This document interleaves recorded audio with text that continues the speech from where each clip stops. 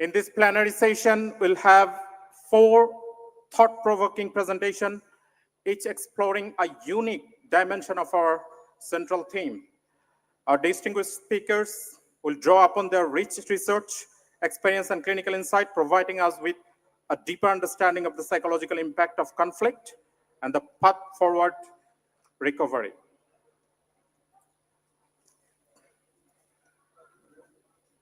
Before we begin, a quick reminder about the presentation format. Each speaker will have 15 minutes to talk their speech. A bell will ring 2 minutes before, and as a gentle reminder, and we'll request our speaker to please keep eyes on the time. We appreciate the cooperation to maintain the time. And there will be a question and answer session following the end of the presentations. Now,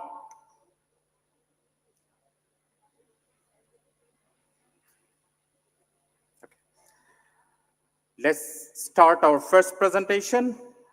It is my distinct pleasure to invite Professor Goran Urbanas from Croatia.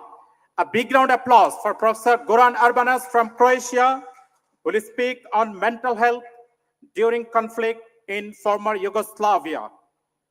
Professor Urbanas is an esteemed scholar and clinician whose work has significantly contributed to understanding trauma and resilience in post-conflict societies. A big round of applause again for Professor Goran Urbanas, who come all the way from Croatia and will enrich our today's session with all his excellence. Please, Professor Goran Urbanas. Thank you very much. It is a great pleasure and honor to be here.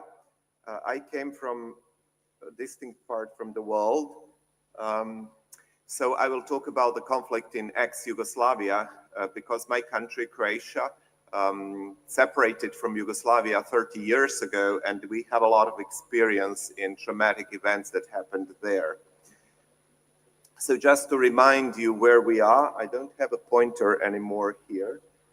So it is in Europe, in southeastern, oh, here it is. Yeah, thank you. So we are around here, and my country is here. So if you look at the map of Europe, it's here. So Yugoslavia was a country that existed for 80 years, from 1918 till 1991. And Yugoslavia consisted of 6 federative republics of Slovenia, Croatia, Bosnia and Herzegovina, Serbia, Montenegro, and Macedonia. And in the 1990s, there was a war because first Slovenia and Croatia and later Bosnia and Herzegovina decided to exit the Yugoslavia, and then Serbia attacked firstly Slovenia. There was a war that lasted only a few days.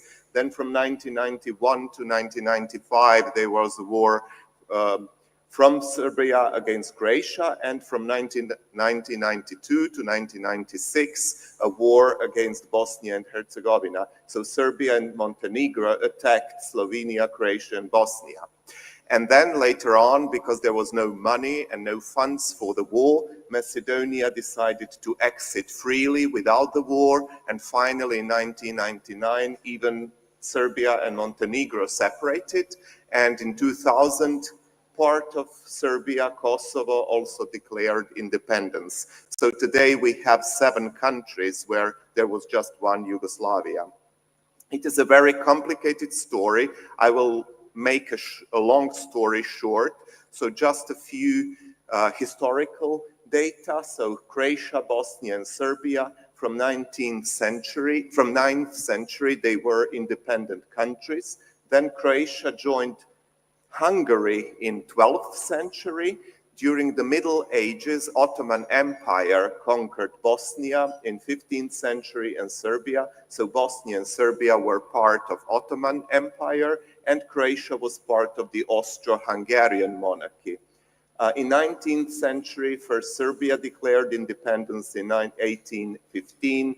Bosnia and Herzegovina became part of the Austro-Hungarian monarchy in the mid of the 19th century. And after the World War I in 1918, Kingdom of Yugoslavia was formed from Croatia, Bosnia, Serbia, Montenegro, Macedonia. After the World War II, Yugoslavia was a communist country, and from 1991 till 1996, there was the war in ex-Yugoslavia region. To understand the conflict, it is important to know some similarities and differences between the three countries, so Croatia, Bosnia, and Serbia. The majority of the population in Croatia is Croatian, in Serbia it's Serbian, whereas in Bosnia we have three nationalities. We have Bosnians, Serbs, and Croats, approximately 1/3 of each of these nationalities. We have three different languages, but we mutually understand each other 100%, so we can understand what all the people in the region talk. But we use different scripts. In Croatia, we use Latin script. In Serbia, they use Cyrillic script, so this is Cyrillic script. And in Bosnia, they use both Latinic and Cyrillic scripts. And there is difference in religion. In Croatia, dominantly Roman Catholic. In Serbia, dominantly Orthodox. Whereas in Bosnia, we have all three religions because Bosniaks are usually Muslims, Serbs are Orthodox, and Croats are Catholic. So this is important to understand the conflict. So the conflict was between the nations, but also between the religions and also between the different scripts and languages. The biggest battles in Croatia, the one was in Vukovar. This is one of the cities on the far east. It was bombarded for days from Serbia and destroyed totally. And in the end, in the hospital, this was the hospital, so there were left 220 people in the hospital, mainly very severely wounded people, even children and very old people, and they were all killed in a massacre after Serbia conquered Vukovar. The biggest battle in Bosnia was for the capital, Sarajevo. Sarajevo was under a siege for more than 1,000 days, so it was completely separated from the rest of the world. And Srebrenica. Srebrenica is on the eastern part, where many people were killed just because they were Muslims. And the UN also declared a special day for the victims of Srebrenica that happened during the war. So this is the backside, just to understand how a little bit of the conflict. So I will now talk about the mental health during and after the conflict. So during the conflict from 1991 to 1995, there were not many mental health issues actually, although the conflict was there. So despite the widespread exposure to trauma, it is estimated that 1 million people out of 4 were directly affected by the trauma. There was a decline in patient, both outpatient and inpatient contacts. And we believe this is because there were immediate survival priorities. It was more important to be alive than to go to see a psychiatrist. Then, of course, because there was disrupted access. All the hospitals were ruined and there were no hospitals in the area. And there was a strong mobilization ethos. People believe it was important to fight for their freedom. And finally, a reduced help-seeking behavior. This is in accordance with all the other research we have from the literature. So we know from the World War II victimization and Holocaust survivors that during the World War II there were no access to psychiatry and there was decline in seeking behavior. And also in Oklahoma City bombing, in 9/11 attacks, in floods and hurricane, people do not seek psychiatric help. And this was the same in Croatia. Then after 1995, for the next 5 years, there was increase of different post-traumatic reactions. People suffered from post-traumatic stress disorder, depressive disorders, anxiety disorders, but there was a positive societal attitude towards survivors, so they were praised as our heroes, and consolidation of the services and building new services. So the main characteristic of this 5-year period is improved access and validation of suffering and community solidarity. But they were established 2 parallel pathways, different for military people and different for civilians. So there was a big difference if you were a military personnel and got PTSD or if you were a civilian and got PTSD. So for military personnel, we had special services and special financial support.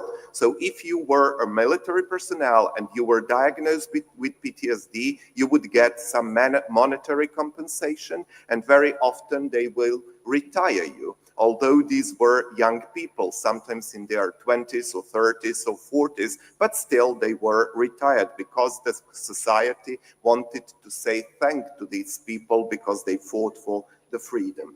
And then after 2000, there was a shift because many patients started to say they're not better, because if you get better, you will not get money anymore. So it was financially better for you to still have PTSD. Also, we had a politics that if you suffer from PTSD, you will be better paid than if you suffer from depression or anxiety disorder. And this was also, I think, a mistake we made. So the chronicity rate increased and disability claims increased, and there was no incentives to go back to work, because for you it was better to have PTSD and stay at home and get all the money instead of going to work.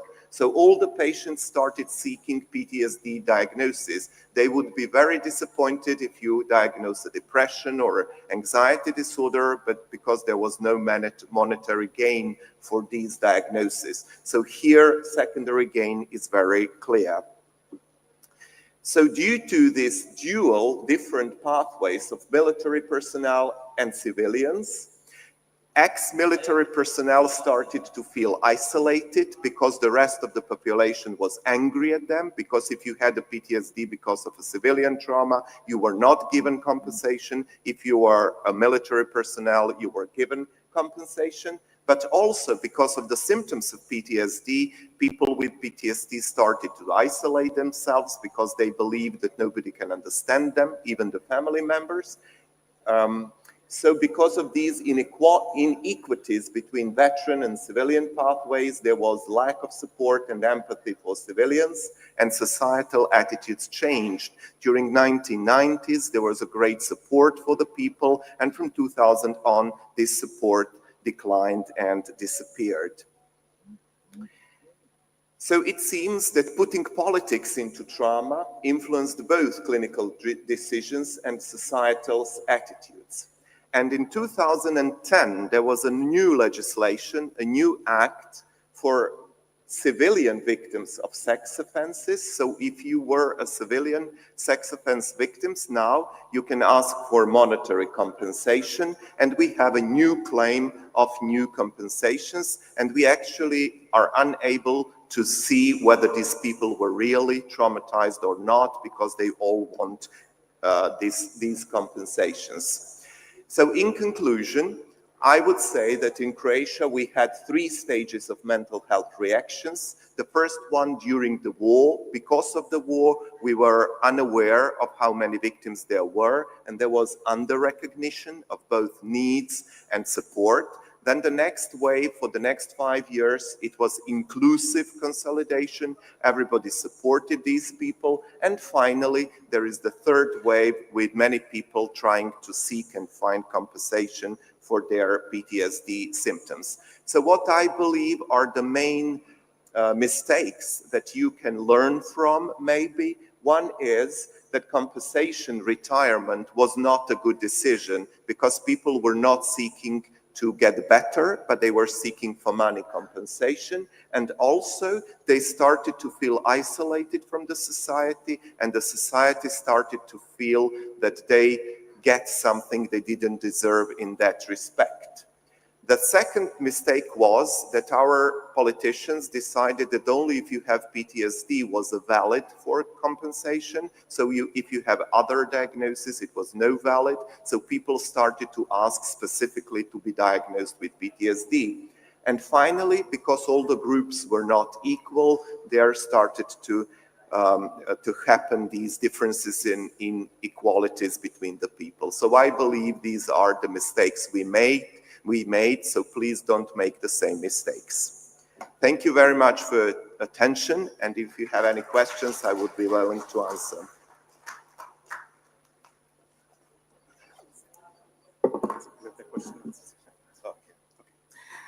Thank you so very much, Professor Goran Urbanas. A big round of applause again for Professor Goran Urbanas for the deeply insightful and moving presentation.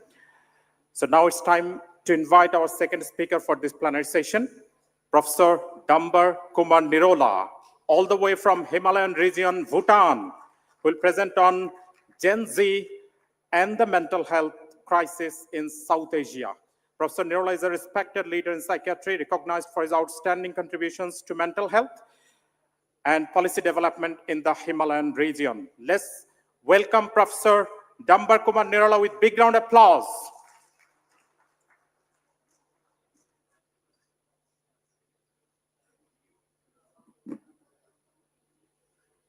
Good morning. I was here 20 years ago doing my postgraduate studies at BSMMU.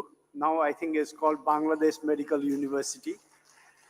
It's an honor and privilege for me to be here among all my gurus, my teachers, my colleagues. Some of them have become old now, like I have also become old.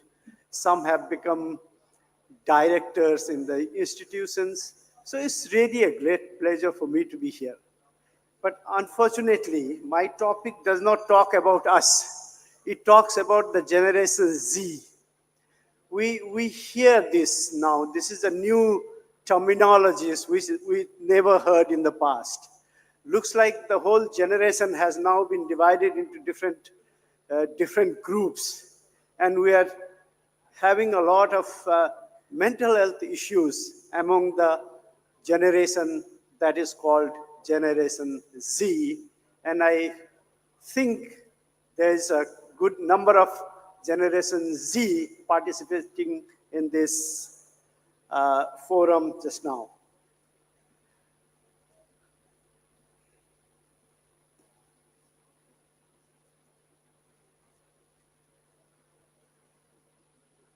How do I advance? Oh, this helps. How do I do? Okay.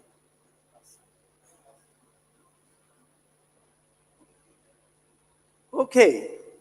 So basically, Generation Z are individuals who are born between 1997 and 2012.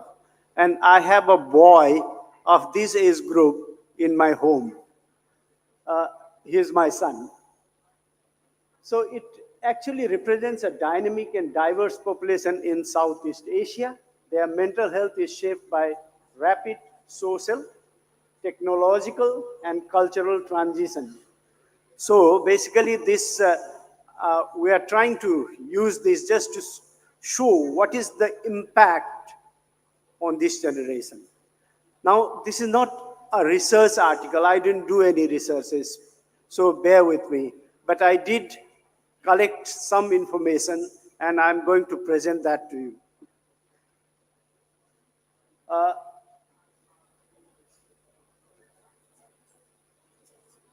Yeah, okay. So basically, if we look at the data, not very extensive researches have been carried out. So it is high time that people can do those. So reliable region-wise statistics on youth mental health in South Asia are very limited, and there is some underreporting and very inconsistent research methodologies were used. Nevertheless, these are some of the things that I found. Like, for example, India, according to WHO, reports that at least 60 million Indians, many of them young, suffer from mental health disorders. And Indian Journal of Psychiatry notes that mental morbidity is highest among aged between 18 and 29. Another WHO study in Pakistan shows that nearly 50 million people from Pakistan suffer from common mental disorders. And there was another study done by universities of Lahore, which found that 40% of students actually showed some symptoms of depression and anxiety.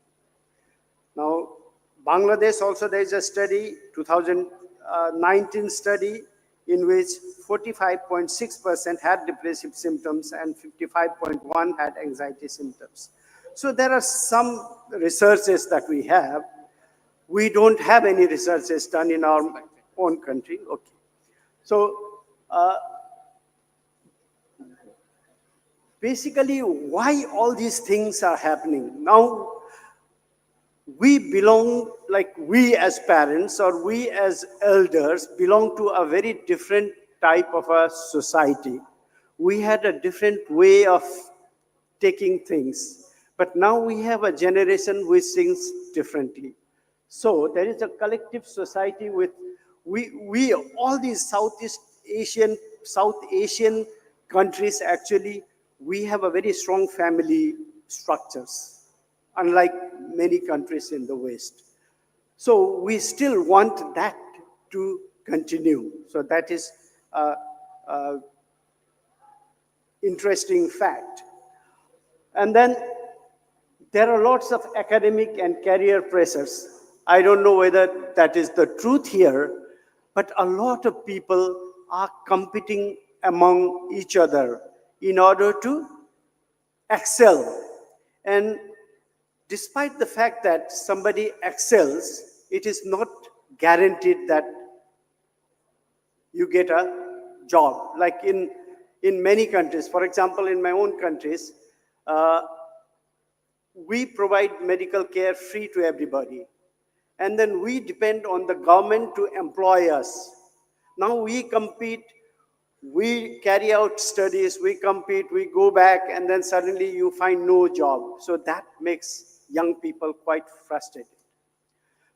There are pressures. Now, many parents still believe in South Asia, many parents still believe that their children should be doctors, engineers, and people who are considered to be intellectual. So that actually pressurizes individuals to perform better, despite the fact that there is a huge burden to them mentally. Now, many young people, even though they may be going through depression, anxiety, and many other mental disorder, they do not seek help simply because stigma is still a big problem in many of our region. Like, for example, in Bhutan, to go to a psychiatrist, people think that you have to be having a psychotic disorder. So when somebody, for example, a medical professional refers them to a psychiatrist, the first thing they ask is, am I psycho? So that type of perception is still present. Even among the medical doctors, stigma is very high. Medical doctors still feel that psychiatrists are not medical people. Sometimes they look down upon psychiatrists. That's a problem. Now there is rapid urbanization, globalization that we have already been talking so much about. So that actually influences the identity and stress level of people. Now, it is not only among the people who are going to colleges or schools or things like that. Now let's imagine that group of people which belongs to the same age group who wants to go back and work in the villages. But the problem is, back in the villages, now all these things are happening because of the globalization. People think that you can go to the urban area, you might be able to earn more. So they don't want to do the work in the farm. Another thing is climate change. A lot of things are happening because of the climate change. In Bhutan recently, just for 2 or 3 days, we had heavy rainfall, following which there was heavy rainfall. It destroyed, it washed away a lot of bridges. When that happens, young people are not encouraged to go back to the rural areas to support the family legacy of taking care of the farming. So that is another big challenge. Now, obviously, this generation is exposed to a lot of social media and social influences and all. Now, what happens? Now, recently, all of you probably are aware about the uprising that had happened in Nepal. What actually fueled that was simply because few of the young people of that same age group who belong to the politician family, were actually posting videos of going to exotic places, having luxurious cars and things like that, when a majority of them were suffering. So that actually enraged them. It made them feel bad. It made them frustrated. So they thought that politicians were basically accumulating wealth and they were not taking care of the general population. So that ignited. So things like this are easily accessible these days. Sometimes whatever is appearing in the social media may not be a reality. It may be just a polished thing, but still young people sometimes tend to believe that that is the truth, and they tend to feel low or frustrated. So because of that, there is rising rates of anxiety, depression, and self-harm among young people. Now, many times we come across young people almost completing their high school, get so frustrated that they couldn't do as much as they are expected to do as per the society or as per their parents. Therefore, when that doesn't happen, they tend to take their own life. They can't take a good decision. Substance use and behavioral addictions are very common. Now people are addicted not only to substances, but they are also addicted to internet, they are gambling, all these things. Body image issue, like all these social TikTok and whatever. There are so many social media now. So when they look at the picture, they think that, oh, I don't look as handsome or as beautiful as the person that is showing there in the TikTok. So that also actually makes them feel low about their own body image. There is cyberbullying happening. There is loneliness. There is these are some of the common themes. So mental health literacy actually remains still low in many countries, even though we are trying our best.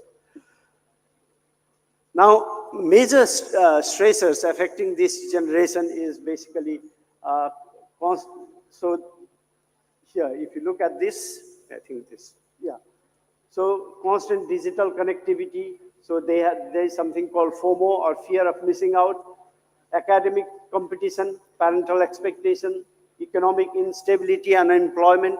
I think is a common feature in most of the Asian countries.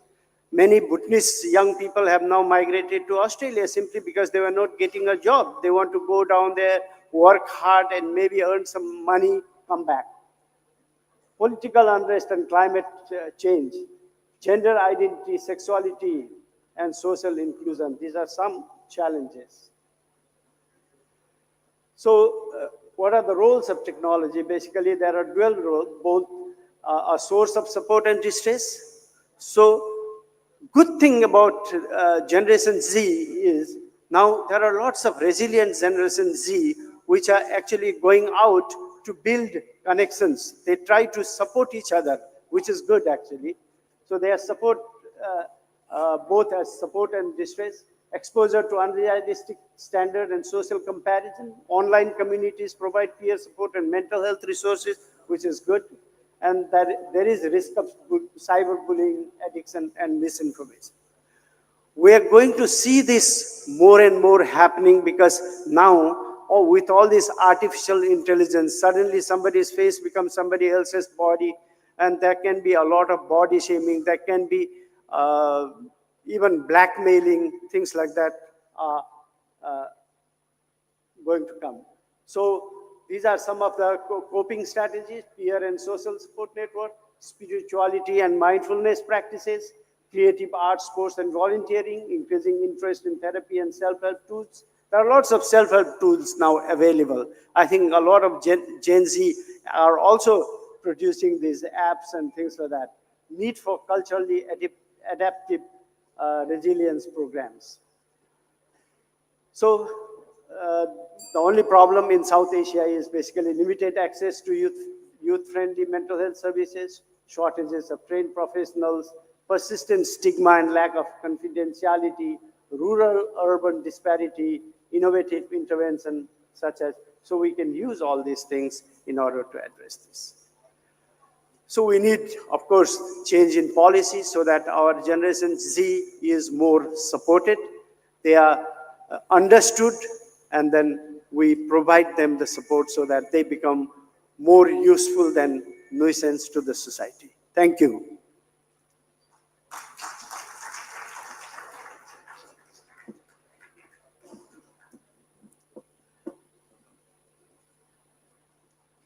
So with this, I conclude my talk. If there is anything, I think the questions answer will be later. Thank you so much. A big round of applause again. Thank you so very much, Professor Nirola, for enlightening us about the Gen Z and mental health crisis. Now, for the third presentation of this plenary session, we have Dr. Shamsul Hassan Maksud, who will speak on Scars of Revolution in Bangladesh, mental health after the July 2024 uprising. Dr. Shamsul Hassan Maksud is a leading figure in the field of psychiatry whose work focuses in the intersection of social upheaval and psychological well-being, shedding light on the collective trauma shapes a nation's emotional landscape. Warmly welcoming Dr. Shamsul Hassan Maksud with big applause, please.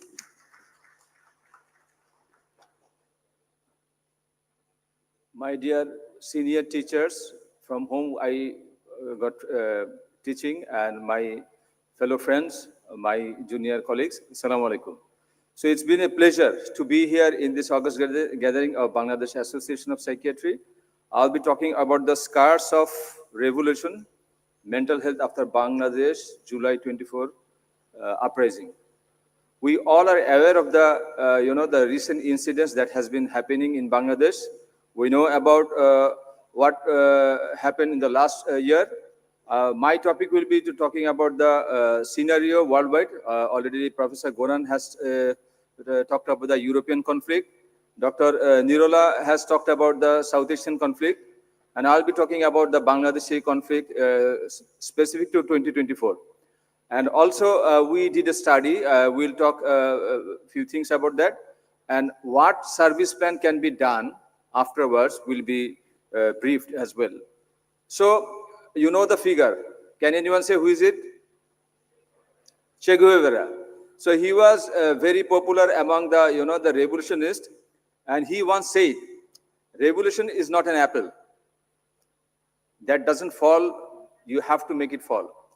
So revolution is the forcible overthrow of a government or social order in favor of a new system. And violence is the core. Violence is the central and multifaceted aspect of revolution.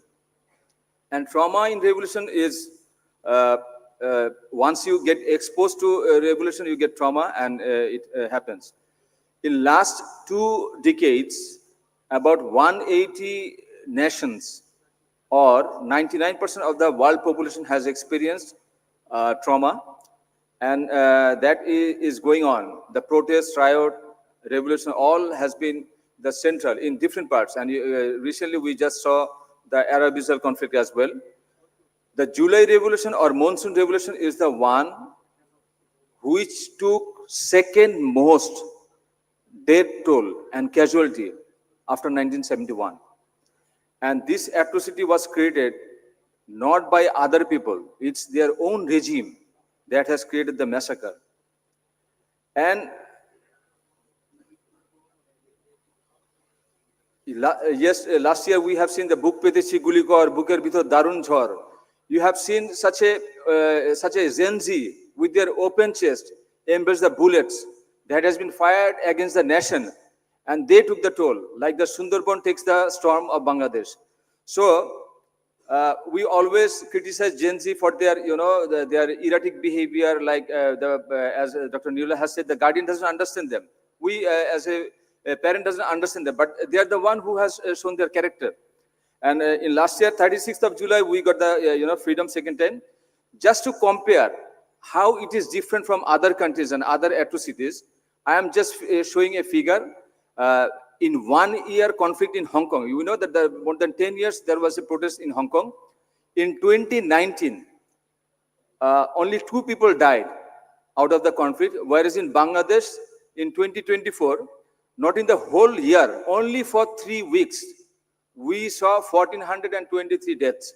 And that has been told by UNHCR and UNICEF and Ministry of Health. 400 people just got blind. None in Hong Kong. Total injured was 22,000 reported by UNICEF and Ministry of Foreign Affairs. And only 2,600 people just visited the ER, emergency room. More than 11,000 were arrested, and of them only 10,000 have been arrested in 17th, 18th, and 19th of July, only 3 days. In Hong Kong, it was more than 5,800. And live round were, fired 4,300. You know that the military grade weapon were used, whereas in Hong Kong, only 19 bullets were fired. And 62,000, 6,200, rubber bullets were there. So that gives us an idea how brutal and atrocity it was there compared to the global conflict. So based on the scenario, what is the impact? What is the mental health and what is the physical health problem? So in last year, just after the July revolution, we did a small survey. Just after 1 month of 5th of August, so that means the PTSD criteria has been there. So the 32 people were admitted in BSMMU, then BSMU, now BMU. So of them we could get, figures from 26 and PHQ 9 to see the depression and PCL 5 to see the post-traumatic stress disorder were, used. The mean age of the people were 27 and ranged from 12 to 33. The duration of untreated illness was 6 days. Listen, they had been shot, they were injured, but they were unable to go to the hospital because with the fear that they will be get arrested and they will get further trouble. So mean duration of untreated illness was 6 days even after bullet injury. And you can see, imagine how brutal that was because your human rights were not being addressed. And see, another important finding is it here or this way? Okay. We know that it's a uprising of the students, but 50% of them were in the primary grade. That means the mass population had been, victimized. So when we asked about their needs, majority of them say they don't need mental health service. Only 8% said that they need mental health support, but majority said we need job and financial needs because many of them went through treatment and many of them went 3 or more surgeries. So these surgeries were done out of pocket. So for them, it was the need of necessity was more of a physical treatment rather than mental health treatment.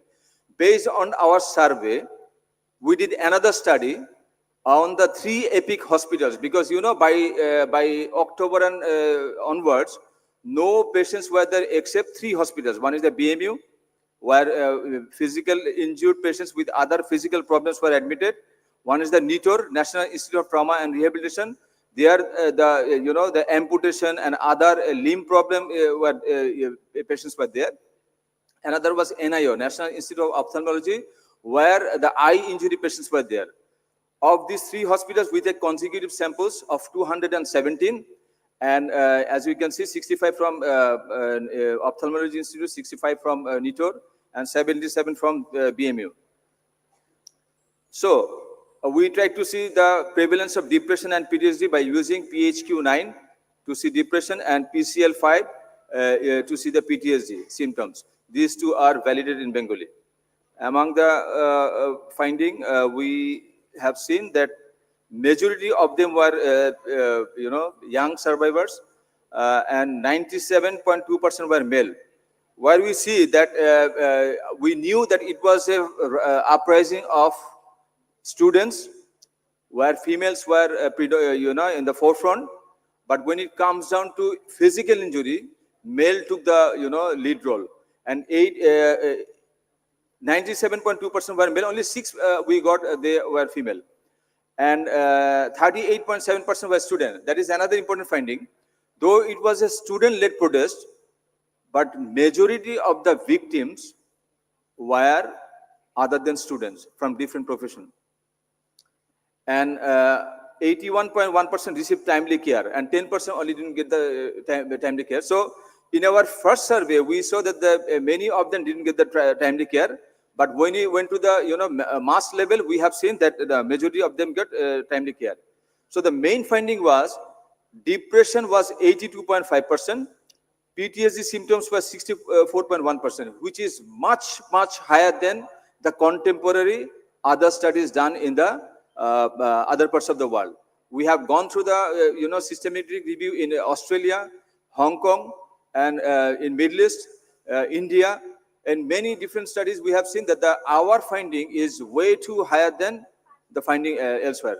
The one big reason may be that we have taken the study from the gunshot injuries, and they were the most brutal victims, and no significant link with age, sex, education, occupation, and socioeconomic status. When we did through the logistic regression analysis, that means the findings we got is independent of other risk factors. And those who have got depression and PTSD, their symptoms were much more higher. And we have seen that the rural areas, those victims from the rural areas were more concerned that they will not get the proper treatment.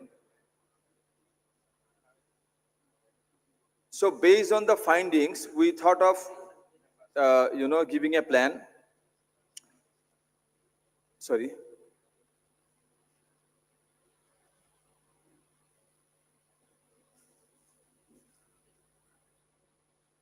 Was high comorbidity in depression and PTSD, and this is regardless of their socio-demographic factors. Rural survivors had poor mental health outcome. And as you have seen that some of the victims in Nitor, they wanted to commit suicide. The reason is when we talk to them in person, not in specific those patients, in the patients who had been admitted in BMU, they said they are afraid. Once they leave the hospital and go back to their rural areas, they will not get the support what they're getting right now at that point of time. So it was a major concern for them how to get the treatment. So we proposed a comprehensive mental health support for the survivors and families affected by the July Revolution. And we tried to make it cost effective and culturally appropriate. And it has to be delivered in a hierarchy of fashion. And the apex body will be NIMH and BMU and all the medical colleges, and there will be a referral network because many of the patients are from the rural areas. Both in-person and telepsychiatric services will be there, and we will develop a culturally appropriate model to give the self-help manual. It will be rolled out to different students, different persons in the Google and in the Google form and other places, and maybe in different forums. So based on if someone just fill it up, and we will see the central monitoring will be there, and we'll understand that how many of them are getting they reach the cutoff point. Then we will give them service. So the coordination of existing institute will take 1 month. Development of self-help manual will take another 1 to 2 months. And expansion and integration of the telepsychiatry will take collaboration with the IT team. And service delivery will be through directly mental health expert groups and also with the alert professionals, and there will be regular monitoring. The purpose is to give a comprehensive, accessible, and culturally appropriate mental health support. The background of this proposed model is as such that our ministry has reached out to the foreign, different specialists, and they reached out to us because we are the people who are working in the on the ground. So we need to make a proper reciprocal interaction with each other. So it has to be cost effective. If we want to make a PTSD plan in every medical college, it is not possible at that point of time. So, and at the same time, if you cannot exhaust your resources, and as you know that only 0.5% of the budget has been allocated to mental health. So it's easier to use the available resources and implement to cover up all the to give the high service. The objective was to give use telepsychiatry and tertiary care service both inpatient and internet service can be given, to develop and distribute a culturally appropriate self-help manual as well. And I'm not going to the detail due to the shortage of time. So we need to engage the key stakeholder from institutions and define their own responsibility and service framework, and need coordination as well. The outcome will be to increase to reach out the mental health consultation nationwide. Like I said, that what we have seen in the research is the apex, hospitals finding, but we are unsure of the general people's finding, how the PTSD and depression has affected them as well. So why we need to get an idea of the feature of July massacre to the common people. So regular coordination meeting, progress report and service utilization data, and patient outcome evaluation has to be there. So I conclude here with my presentation. I'm okay to take any questions. So in conclusion, trauma-informed mental health service has to be there, long-term survival support has to be there as well, and it has to be there in a biopsychosocial and integrating from root level to the tertiary care hospital. Thank you all, and thanks for having me.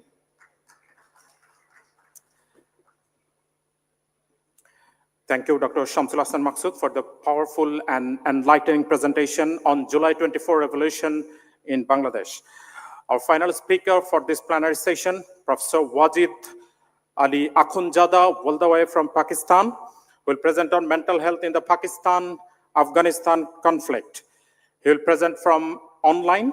Professor Akhundzada is a distinguished academic whose research and clinical work have offered profound insights into the psychological toll of prolonged conflict in the region. A big round of applause for Professor Wajid Ali Akhundzada, who will join from online from Pakistan, please. Thank you very much for the kind introduction. Can you hear me? Yes, sir. Okay. You're audible. Please let me share my screen now.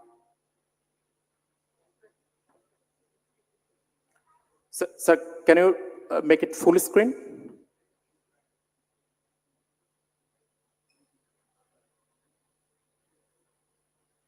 If someone else's screen is here, if they stop sharing, then I can share my link.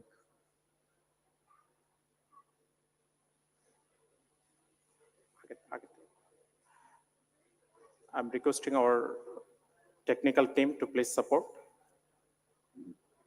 Stop them sharing the screen. Sir, share your screen now, please.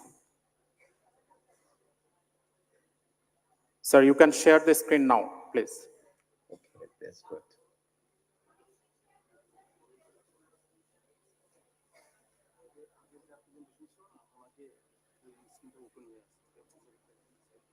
Screen off. Please close the. Okay. So please, you can share the screen now. Yeah, sir. Sir, make the screen full view. Presentation mode, sir. Okay, this is.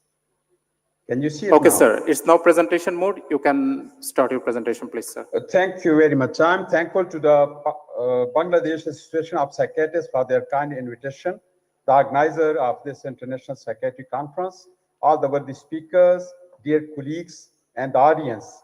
And special thanks to Professor Afzal Javed and Professor William Sheehan for their brilliant contributions. I was asked to say a few words about the recent conflict between Pakistan and Afghanistan.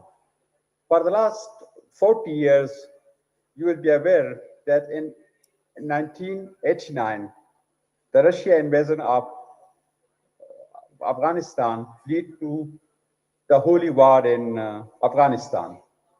And after that, there was the war broken and there was the refugees coming to Iran and Pakistan, and it led to the high migration rate. And of course, we were not prepared for that to happen. Then when they evacuated, there was the indigenous war between the ethnic groups, the Persian and the Pashtun speaking people. And after that, there was the 9/11. After 9/11, American invaded Afghanistan. And after that, for the last 2 or 3 years, the Afghan Taliban-led government is there. And the recent war as the conflict between Pakistan and Afghanistan started in October 2025 due to escalation of tension between the Taliban-led Afghanistan and Pakistan, marked by military confrontation and retaliatory strikes.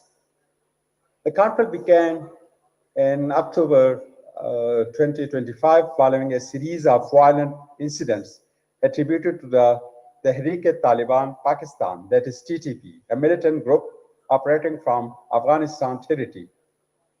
Then the Pakistan accused Afghan Taliban of harboring the Tehreek-e-Taliban Pakistan militants, leading to the increased military tension along the border. And recently, the TTP has been involved in numerous attacks against Pakistan security forces, with over 500 incidents reported in just 2025 alone, contributing to the deteriorating relationship between the two countries. As for now, the situation remains volatile, with both countries engaged in diplomatic efforts to stabilize the relations while managing the ongoing threat posed by the militant groups operating along the border. And day before yesterday, there was 2 attacks, one in Wana, one of the cadet college was targeted, and one was in the session courts of Islamabad. The conflict highlights the complex dynamics between the Afghan Taliban and the Tehreek-e-Taliban Pakistan, as well as the border implication for the region. As you all know, that there is 2,500-kilometer long border between Pakistan and Afghanistan. This conflict represents one of the most serious escalation in relation between Pakistan and Afghanistan since the Taliban returned to power in 2021, with significant implication for both countries and the region, of course. The long-standing Afghan war, lasting for more than 4 decades, has caused severe adverse physical and psychological consequences for the health of the community members, the social fabric, community infrastructure, individual mobility, the environment, social behavior, international relations, and human rights. With the development, there is a hurdle for the development of the infrastructure as well. This prolonged conflict has not only ravaged the nation's economic and social infrastructure, but has also had significant repercussion on the mental health of its populace. Mental health problems are a significant concern of Afghan refugees and veterans, particularly those affected by the war. The trauma and stress caused by the conflict can lead to anxiety, depression, as well as post-traumatic stress disorder. Research indicates that women suffer more from the effects of the war than men. In addition, with the vulnerable groups like the children and elderly and disabled individuals. The statistics fix are 70% of Afghan veterans had struggled with the mental health, and 75% of Afghan veterans are experiencing new or worsening of the symptoms of depression. 65% of have new or worsening thoughts of suicide. 80 to 90% of Afghan refugees living in Pakistan exhibit PTSD, and 72% of Afghan women, as compared to 60% of Afghan men, they suffer from stress-related disorders. There were talks recently in Qatar as well as in Turkey, but the result, as shown in this cartoon, is nothing is fully drawn now and being recovered. Warfare induces a state of collective trauma, whereas the population endures psychological distress as a consequence of excessive violence, displacement, and the grief of losing the loved ones.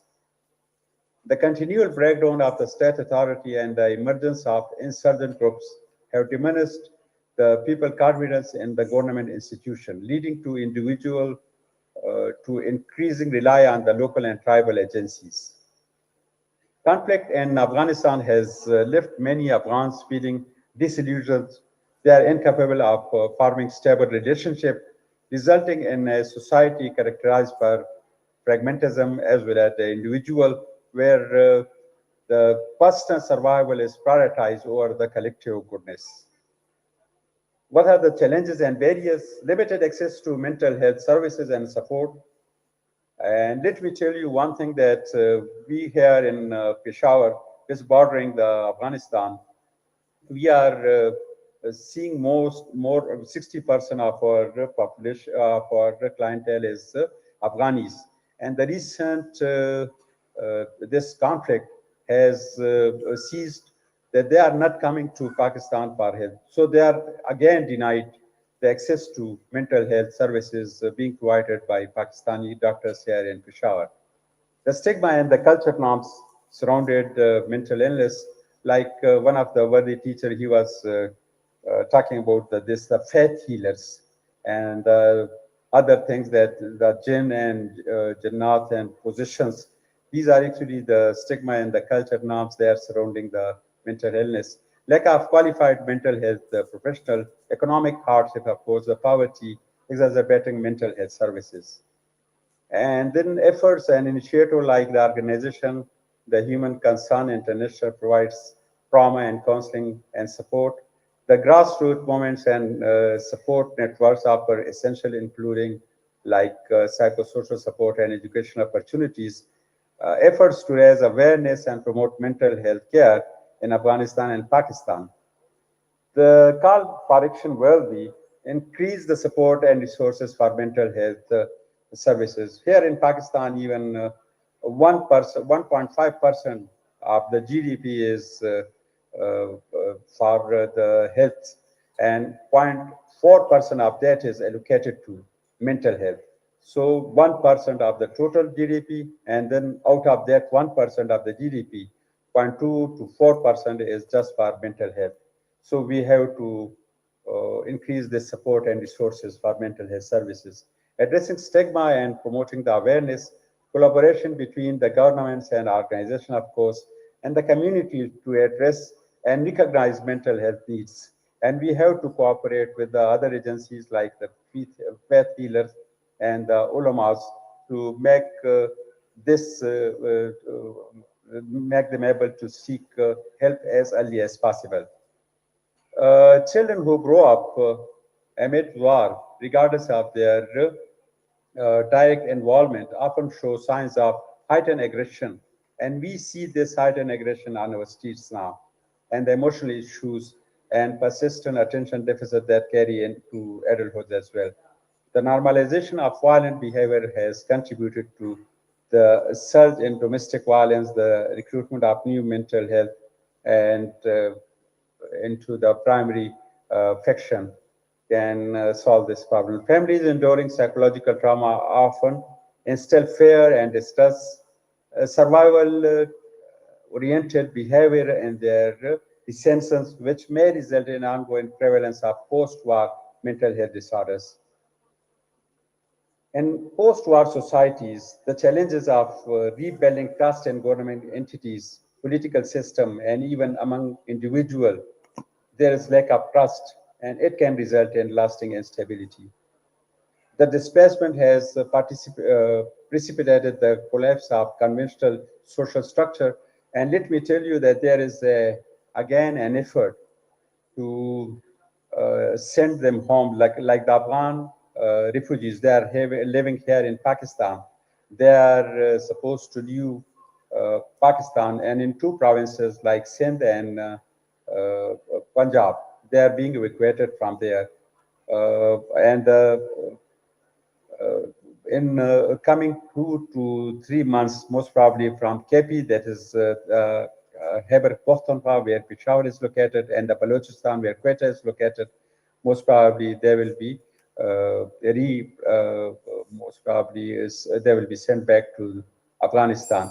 And the visa issues are there that they have to buy visa before this conflict.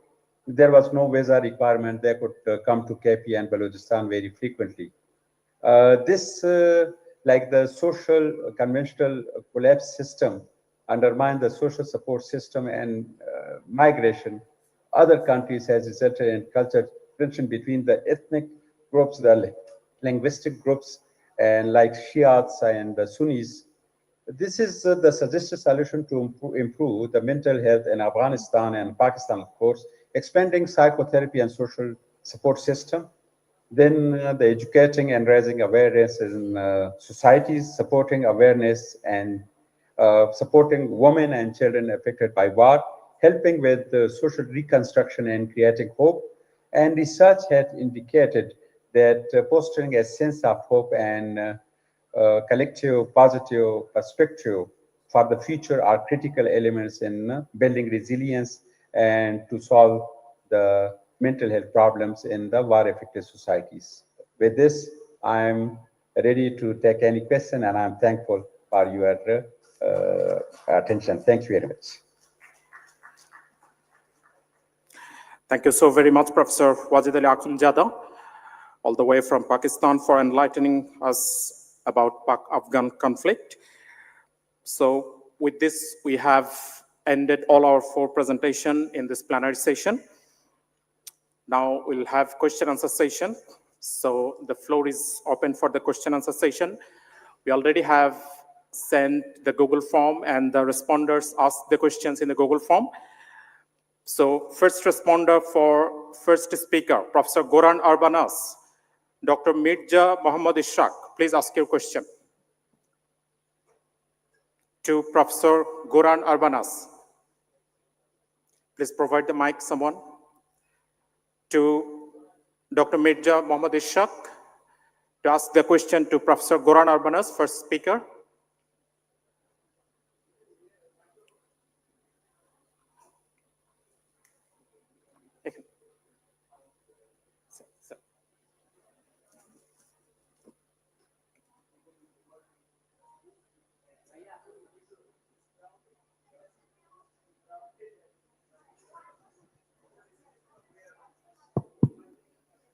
Good morning, Dr. Goran, and thank you very much for your very insightful presentation. My question was that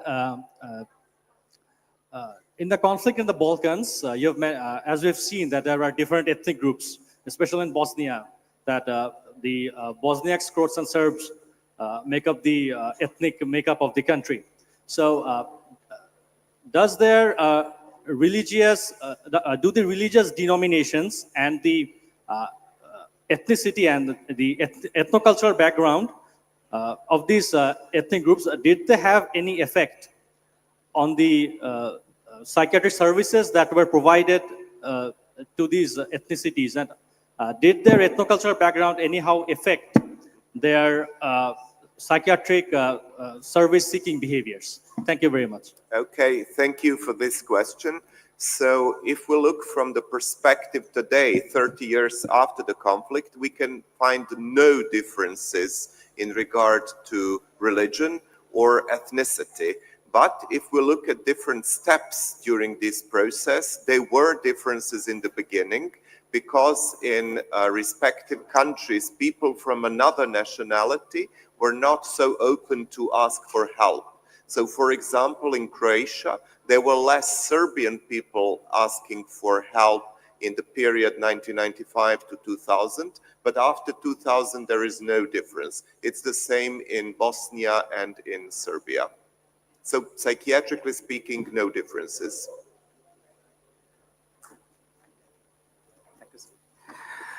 Thank you, Professor Goran Arbanas. So now first responder for second speaker, Professor Dambar Kumar Nirola, Dr. Mahmudur Rahman. Dr. Mahmudur Rahman, please ask your question to Professor Dambar Kumar Nirola. Good evening, speaker.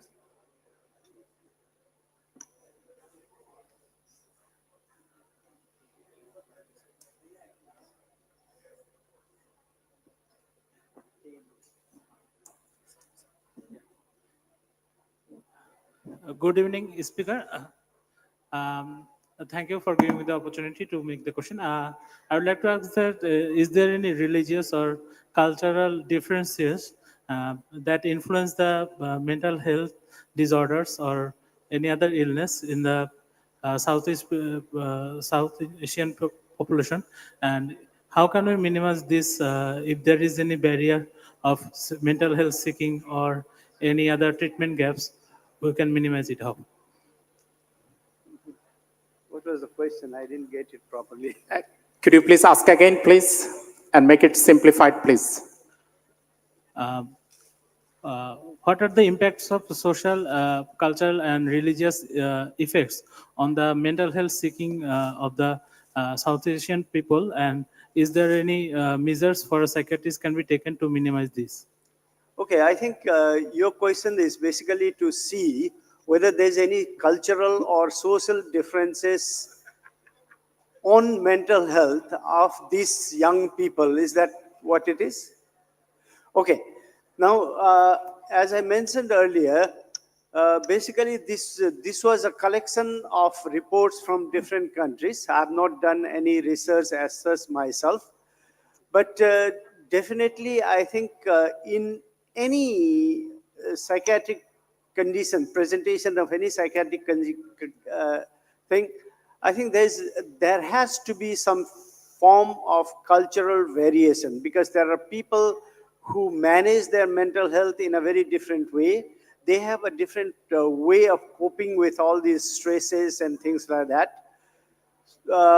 So our own culture, our own religion, I think, plays a very important role in order for us to help ourselves. For example, in the Buddhist perspective in our country, many people resort to the lamas or the religious people to get this help. So similarly, I think you have the same type of thing. We also have like something called mindfulness meditation, where we teach people to be mindful about their own thing. That's why in Bhutan, you must have heard about the gross national happiness, where we try to say that in order to be happy, we don't really need the material things. Rather, we need to introspect inside our own life and then try to change our way of thinking so that we become more resilient towards any type of mental disorder. I don't know whether I answered your question, but something similar.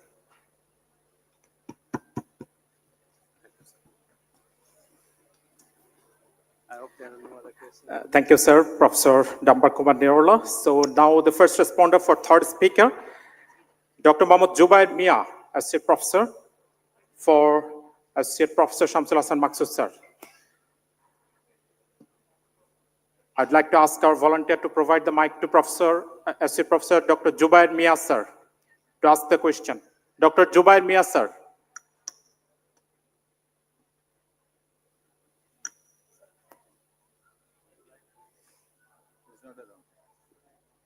So we'll go for the first responder for the fourth speaker, Dr. Shubhashish Roy, to ask the question to Professor Akhundzada. Dr. Shubhashish Roy, first responder for the fourth speaker. Now I'd like to open the question answer session for the audience. Do you have any question to our speakers? Anyone from the audience? Dr. Shubhashish Roy, requesting you to ask the question to Professor Akhundzada, our fourth speaker. Okay, so from the audience, if you have any question, I'd like, okay.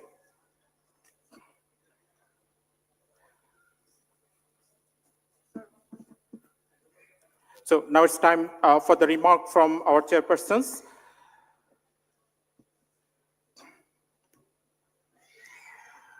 We have two distinguished psychiatrists as chairperson with us, Professor MSI Mullik and Professor Farooq Alam, sir. So it's my honor to request our chairperson to please put your insight on the presentations and for the final comment, please. Professor MSI Mullik, sir. Thank you. Thank you, the presenters, for their excellent and deliberation and puts us toward the more insight that is that all are related with the conflict, trauma, stress, and its outcome, and what could be the service feasible and most beneficial for our victims. The first presenter, Professor Goran Arbanas, he actually shared the experience of managing trauma victim during the internal conflict of Yugoslavia. And that time, we can remember the serious disaster in the humankind during the period of Yugoslavian conflict, particularly Srebrenica massacre and in Bosnia, that actually raised the voice throughout the globe about the disaster psychiatry. From his experience, he reflects the experience of managing the trauma survivors and the victims.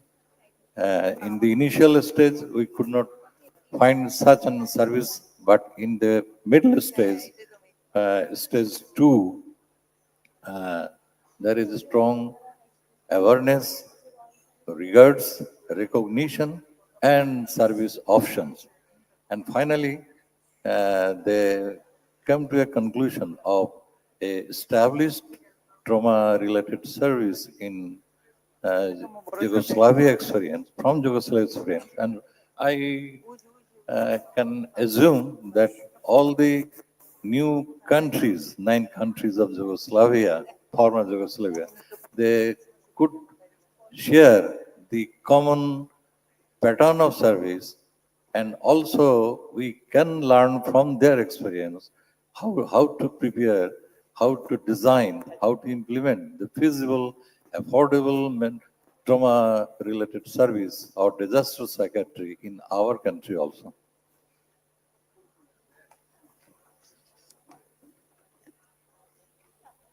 The second presenter, Professor Dambar Kumar Nirola, who is my student during the period of BSMMU at that time, and he reflected the important aspect of Generation Z and mental health crisis. What he reflects, the scenario is same, that they have the most prevalence of disorder like anxiety, depression, and PTSD, but more conflicting insight, what I gained that we have little understanding about the characteristic feature, the trends, their prevalence of psychiatric problem among Generation Z. And we can clearly understand that the Gen Z and the previous generation like us has a greater generation gap and understanding, because that actually also exists now also. So in this connection, we should more focus on the understanding of the Generation Z and the how we can minimize the generation gap also, because this gap can create our national integrity and advancement and prosperity. So with this view, I urge to the young researchers to consider in this issue for their research project for better understanding of Generation Z and minimizing the conflict between the previous and post generation of Generation Z.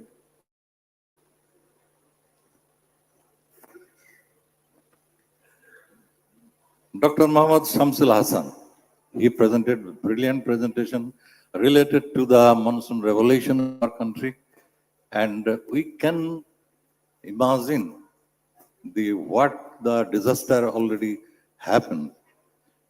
He just reflects a very small part of the whole disaster, because we can understand that a lot of victim is out of their research. At the same time, we also know that those are witnessed of this type of severe disaster, they also is the victim of this condition, and they usually should have the psychiatric disorder, particularly anxiety, depression, and stress. And another important issue is that there is a strong possibility of transgenerational migration of these trauma victim conditions.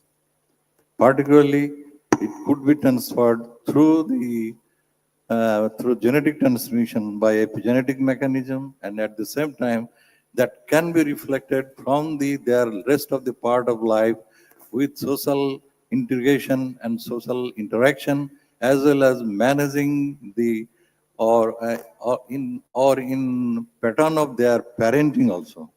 So, with this condition, we can imagine that huge disaster exists, and he also proposed very comprehensive management program for Bangladesh. I think that should be implemented immediately, and the policymaker should come forward for a very integrative disaster psychiatry for our country. And the last one is also related to the conflict. And I must appreciate Professor Wajid Ali Akhundzada for highlighting his long-term conflict that actually emerged last couple of months between the Pakistan and Afghanistan. And it is unfortunate that for a long time we have very least preparedness to manage this type of disaster in our areas. And he also proposed the pattern of service that should be feasible, affordable, and he proposed two important techniques like community-based service and task-shifted model. That is also important for us, particularly the countries with low resources. We have low resources. Unfortunately, the disaster is going on and will be emerged in future. So we should have give more emphasis on disaster psychiatry in our curriculum to prepare our students for more competency, and we should emerge for a very affordable, feasible trauma-related service in our country also. Thank you so much. Thank you so very much, Professor MSI Mullik, sir. Big round of applause for Professor MSI Mullik, sir. Now I'd like to request our chairperson, Professor MD Farooq Alam, sir, to share his reflections and closing insights on the presentation. Thanks to all the speakers who have presented very well, and also thanks to the audience who are very much attentive, and the whole hall was full of the audiences. Thanks to all. Our first speaker, he has described about mental health services during conflict and after conflict. And during conflict, it was less, and after conflict, it gradually increased. So this is very important. During conflict, it is very much, it is very difficult to provide mental health services, and people usually are not aware of the mental health services at that period. So this is important. Just after the conflict, we should start our mental health services, including psychological first aid. And he has described two pathways, one for military service, another for general people service. So military services was more attractive. That's why there was a discrimination between the civil people and the military people. This is also important. Always in every country, possibly including Bangladesh, military services are richer. So we should keep in mind. We should not neglect the general people. Mr. Nirola from the Bhutan, he has mentioned about the mental health issues of the Generation Z people. So Generation Z has made possible revolution in Bangladesh, Sri Lanka, Nepal, and another Latin American countries possibly, and there are some more revolutions underway possibly. So he has described, though they have done this impossible thing possible, he has described they have also the mental health issues. This generation has a lot of mental health issues. They have frustration. This is very important. And depression, anxiety, self-harm issues, digital media addiction, game addiction, and body images problems, self-harm issues. These are all problems of the generation Z. So we should provide mental health services not to the victims also. We also should provide mental health services to generation Z. This is important. And he has mentioned also about some strategies. Dr. Shamsul Hassan, I am thanking him. He has conducted, under his leadership, they have conducted two survey on conflict, violence and conflict. These evidences are very much important because data always speaks the fact. So this is very much important. One important issue, he has described the problems and also measures. One important issue, he has budget problems. Money problem is one of the important issue. Our honorable advisor, Professor Saidul Rahman Khusru, my class friend, is sitting before you, and he is helping developing the health services and mental health services in the health ministry. For his information, possibly you know, only 0.5% of the health budget is for mental health. Less than 0.5% of the total health budget is for mental health. This is for his attention. And if you want to do some activities, jobs, always we need money. Without money, it is almost impossible to conduct activities. So this is one of the limitations in Bangladesh. That's why the psychiatrists possibly are struggling to provide better mental health services. And last, Mr. Professor Wajid from Pakistan. So he has mentioned the long-term conflict and war and violence in Afghanistan and Pakistan and lots of issues. And common issues are anxiety, depression, post-traumatic disorder, sleep problems, suicidal behavior. These are common to all conflicts and violences. So we should keep our services available always for these problems. So these are the issues. And he has also mentioned about the issues of limitation to access to services. We want services, but there are limitations to access to services. Dr. Maksud mentioned another issues. After 6 days, some people, some victims went for mental health services. For 6 days, there is no mental health services. They did not seek because they were panicked. They were afraid of seeking mental health services. They were a fear of arrest and other issues. So that is also important. For 6 days, there is no issues of mental health services. One issue was not addressed much. That is psychological first aid. What the mental health workers, what the psychiatrists, what the psychologists, what the social workers, they could do. They are not, possibly they did not take the opportunity, or they are not given the opportunity, or they are not in a state of position to provide psychological first aid. In any events, in any conflict or any such situation, violence, aggression, the first issue is providing psychological first aid. So this is very much important.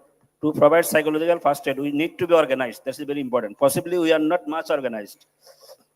Chaos is a common issue in our country, in the third world possibly. If you are in the chaotic situation, it is not possible to provide psychological first aid. We should be systematic. Thanks everybody. I think the data and the experiences they have shared with us, this will be very much important for us for developing mental health services, especially digital mental health services in Bangladesh. Thank you all. Thank you so very much, Professor MD Farooq Alam, sir, our chairperson, for the insightful reflections. So we are at the end of this plenary session. Now it's time for presenting crest and taking group photographs. I'd like to request our speakers to come to the stage and receive their crest of honor. First, I'd like to invite our first speaker, Professor Goran Arbanas, to come to the stage and take the crest of honor from our chairpersons. Please, sir. A big round of applause for Professor Goran Arbanas, all the way from Croatia, for coming here.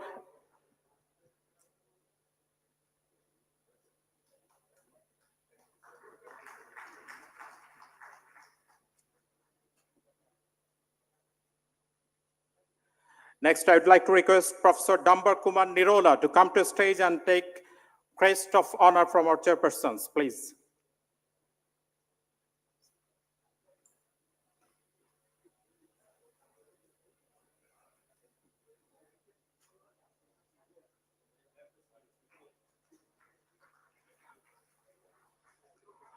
A warm applause for Professor Dambar Kumar Nirola, please.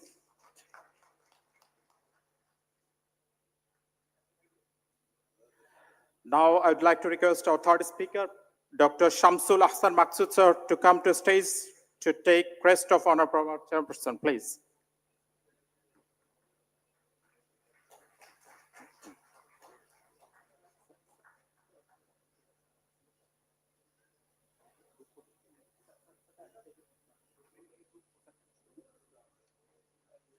So we have a fourth speaker who is in online, Professor Wajid Ali Akhundzada, sir, from Pakistan. He presented from online. We are giving applause for sir. And Thank you we'll take very a group much. Thank you photo. very much. I'd like to request our chairperson and Professor Goran Arbanas, Professor Dambar Kumar Nirola, and Dr. Shamsul Hassan Maksud to come to stage and to take the group photo, please.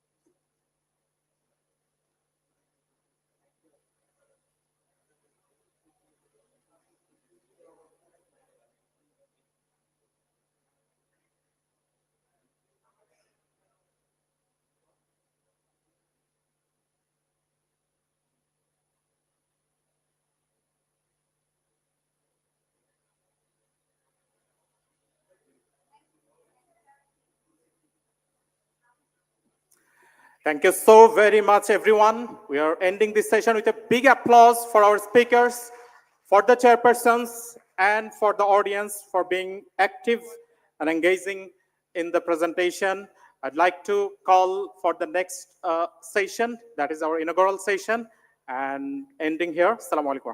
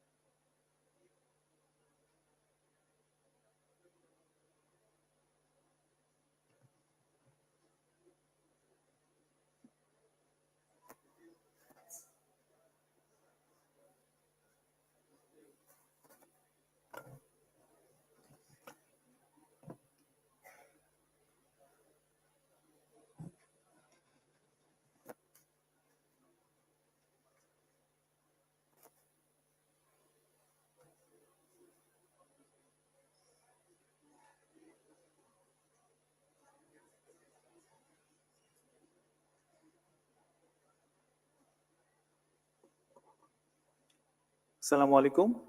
আমরা কিছুক্ষণের মধ্যেই আমাদের উদ্বোধনী অনুষ্ঠান শুরু করব। Just মঞ্চ প্রস্তুত করতে আমরা জাস্ট 2 মিনিট সময় নিচ্ছি। আপনারা একটু ধৈর্য ধরে অপেক্ষা করবেন। ধন্যবাদ।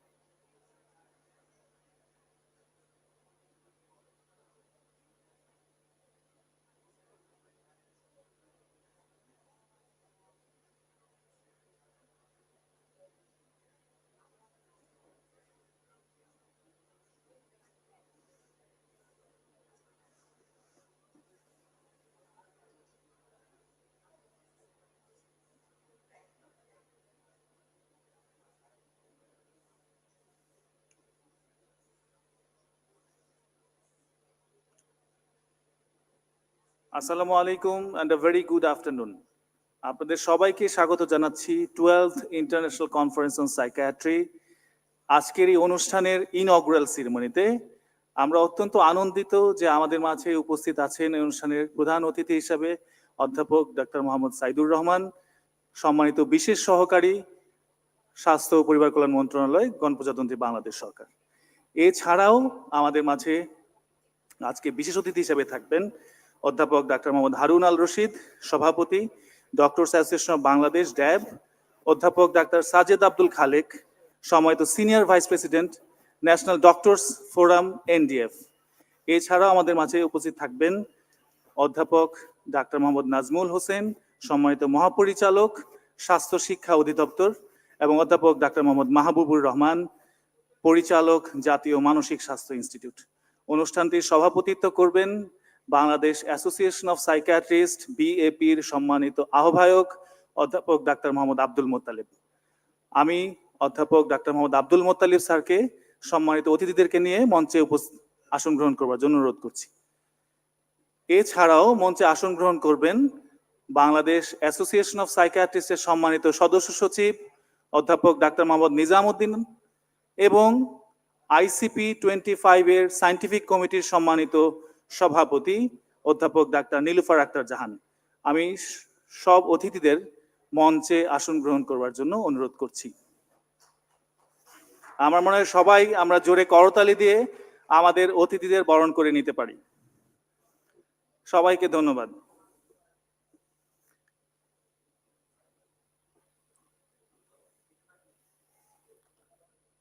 শুরুতেই পবিত্র কোরআন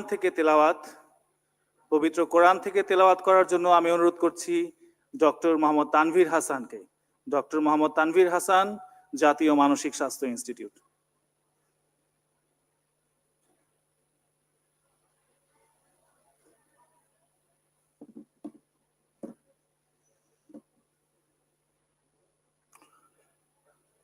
أعوذ بالله من الشيطان الرجيم بسم الله الرحمن الرحيم والضحى والليل إذا سجى ما ودعك ربك وما قلى وللآخرة خير لك من الأولى ولسوف يعطيك ربك فترضى ألم يجدك يتيما فآوى ووجدك ضالا فهدى ووجدك عائلا فأغنى فأما اليتيم فلا تقهر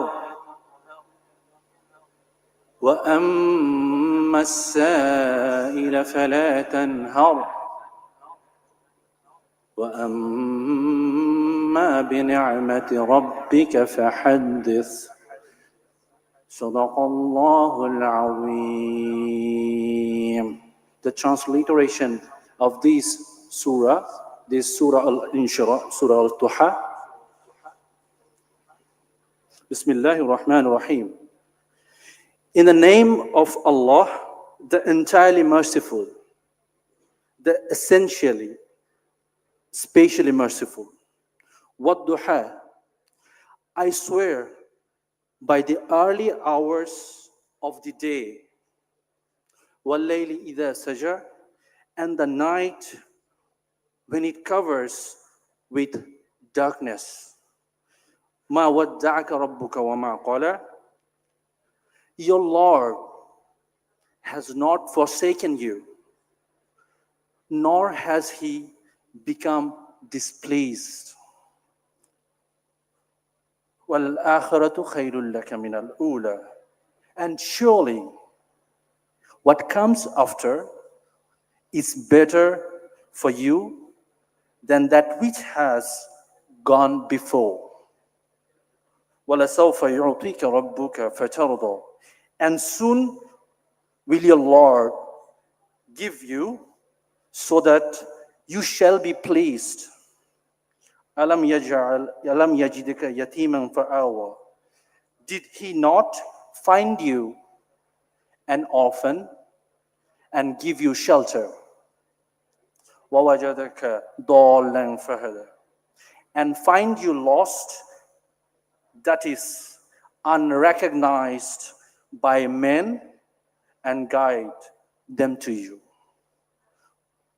and find you in want and make you to be free from want. Therefore, as for the orphan, do not oppress anyone. And as for him who asks, do not chide. And as for the favor of your Lord, do announce. Thank you. Thank you very much, Dr. Mohammad Tanvir Hassan, for reciting from the Holy Quran. এখন আমরা 1 মিনিটের জন্য নীরবতা পালন করব। যেই মুক্তিযুদ্ধের মাধ্যমে এই দেশ স্বাধীন বাংলাদেশ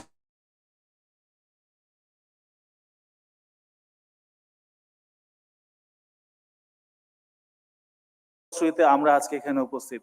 সুতরাং সমস্ত শহীদদের উদ্দেশ্যে আমরা 1 মিনিট দাঁড়িয়ে নীরবতা পালন করব। আমরা সবাই যে যার ধর্ম মতো এই 1 মিনিট আমরা দোয়া করতে পারি। সবাইকে দাঁড়িয়ে 1 মিনিট নীরবতা পালন করার জন্য অনুরোধ করা হচ্ছে।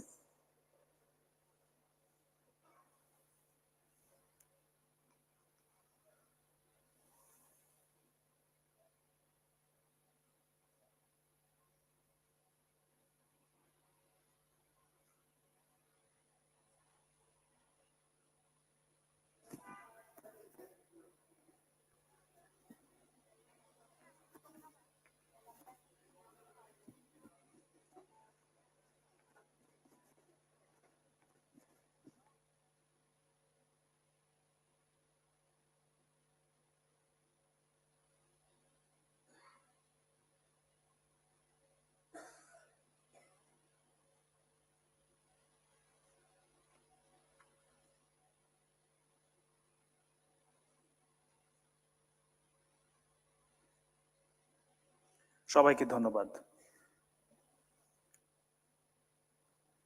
এই 5ই আগস্টের গণ অভ্যুত্থানের ফলশ্রুতিতেই আজকে বাংলাদেশ অ্যাসোসিয়েশন অফ সাইকিয়াট্রিস্ট বিএপির এই আহ্বায়ক কমিটি গঠন। আমরা গত 1 বছরে বিএপি যে সমস্ত কর্মকাণ্ডের মাধ্যমে মানসিক স্বাস্থ্যকে মানুষের কাছে পৌঁছে দেওয়ার যে চেষ্টা করেছে, আমরা তার একটি সংক্ষিপ্ত উপস্থাপনা এখন দেখব। আমরা 2 মিনিটের একটি প্রেজেন্টেশন দেখব বাংলাদেশ অ্যাসোসিয়েশন অফ সাইকিয়াট্রিস্টের গত 1 বছরের কর্মকাণ্ড নিয়ে।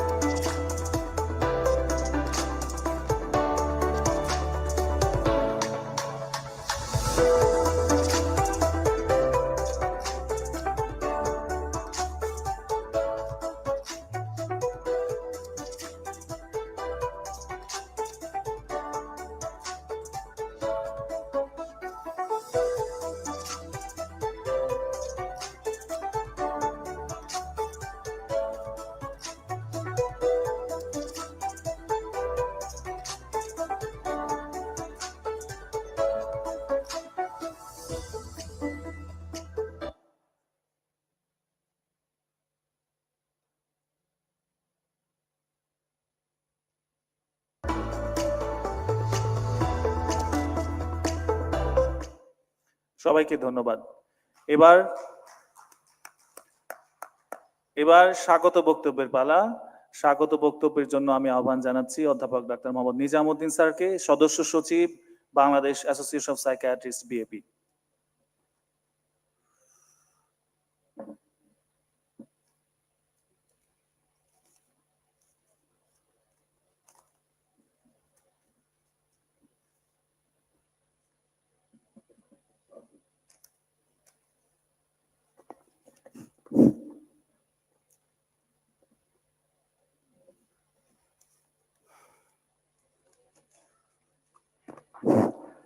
Bismillahirrahmanirrahim.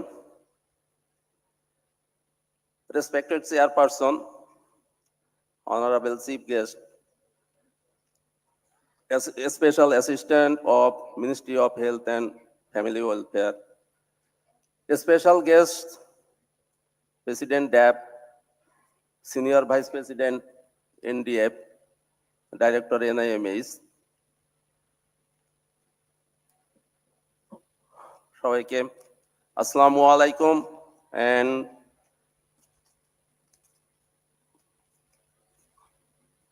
a very warm welcome to this session.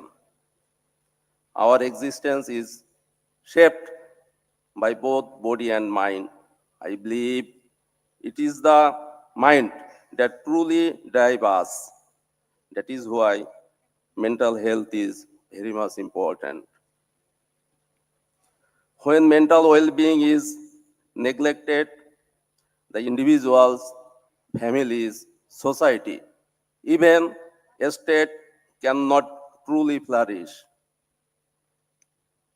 I firmly believe that the lack of sound mental health is one of the major causes of global instability, moral decline, chaos, corruption, inequality, etc.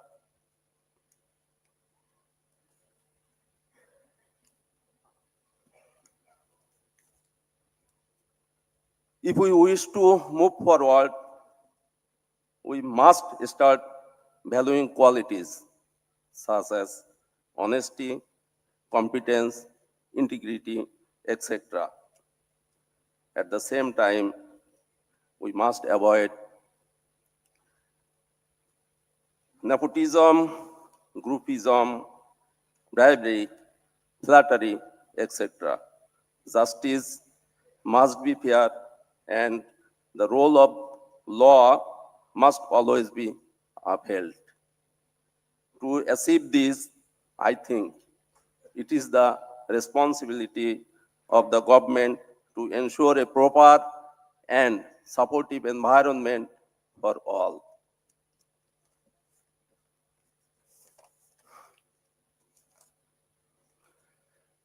This year, in this ICP, we have introduced a very meaningful interdisciplinary dialogue as well as dialogue among policymakers and experts from various fields. I strongly believe this discussion will play a vital role in improving awareness and understanding of mental health. There will also be a question session where 3 of the best questionnaires in each session will receive a prestigious award up to 10,000. I believe this initiative will encourage and inspire, especially all young participants. Darkness appears when light is absent, cold prevails when warmth is lacking, lies rise when truth is weak or absent. Similarly, when morality is missing, decadence takes its place. So, if we want to make moral people or nation, we must have to emphasis on mental health. I sincerely hope and believe that mental health may lead the entire health sector in near future. With this expectation, I would like to conclude my speech. But before that, I would like to say, as WHO, there is no health without mental health.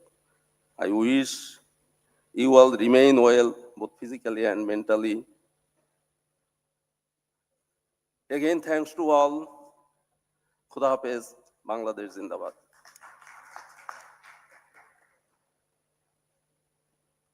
ধন্যবাদ ধন্যবাদ অধ্যাপক doctor Mohammad Nizamuddin স্যারকে। এবার scientific কমিটির যিনি chairperson তার বক্তব্যের পালা।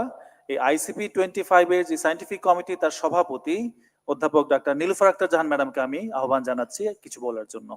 Professor doctor Nilufar Akter Jahan.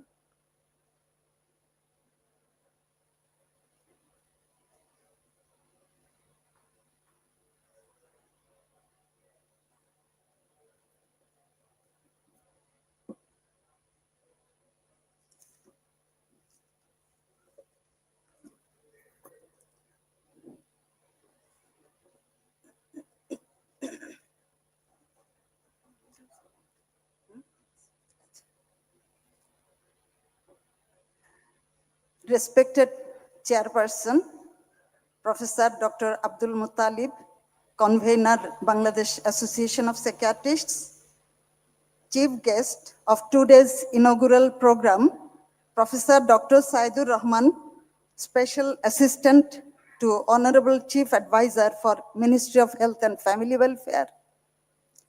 Special guests, Professor Dr. Mahbubur Rahman, Director, NIMH, Professor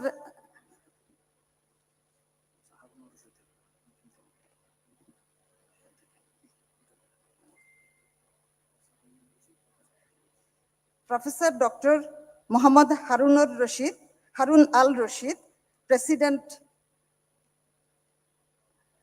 Doctors Association of Bangladesh, Professor Dr. Sajid Abdul Khalek, Senior Vice President, National Doctors Forum.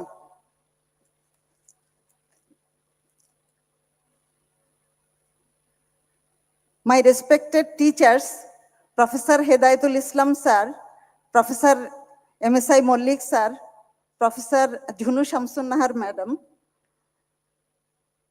Member Secretary of Bangladesh Association of Psychiatrists, Professor Dr. Nizamuddin, delegates from home and abroad, postgraduate trainees, students, ladies and gentlemen, Assalamu alaikum. Good afternoon to esteemed delegates from diverse background. On behalf of the Scientific Committee of the 12th International Conference on Psychiatry, I welcome you all to the 2 days conference on psychiatry hailing in on 15th and 16th November 2025. We all know the Bangladeshis, are passing through a critical transitional position. Besides it, every year worldwide, people are being affected by emergencies and catastrophes, and emergencies like armed conflicts. And such type of catastrophes and emergencies worsen the pre-existing social and mental health problems, worsen the pre-existing problems in obtaining the mental health services.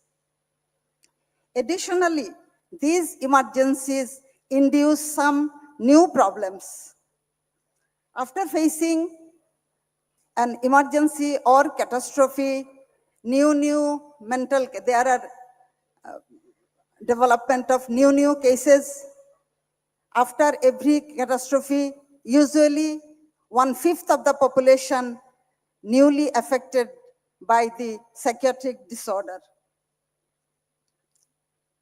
Apart from this, there are also humanitarian response induced psychosocial problems and problems in obtaining mental health service after emergency.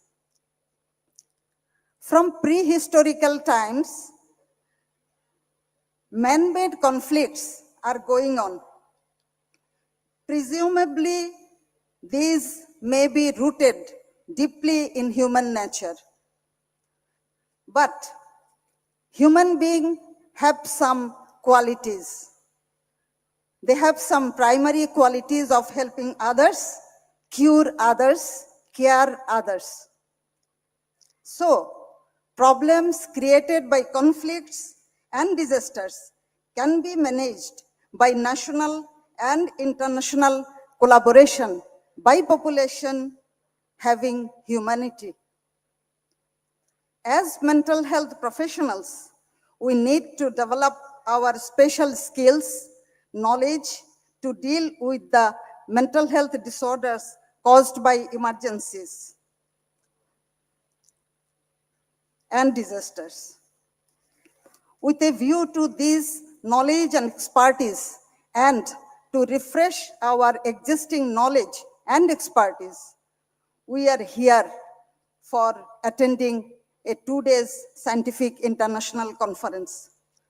In this conference, we have international delegates from United Kingdom, Croatia, Denmark, Morocco, India, Pakistan, Sri Lanka, Bhutan, both offline and online, and a large bulk of national mental health delegates from home.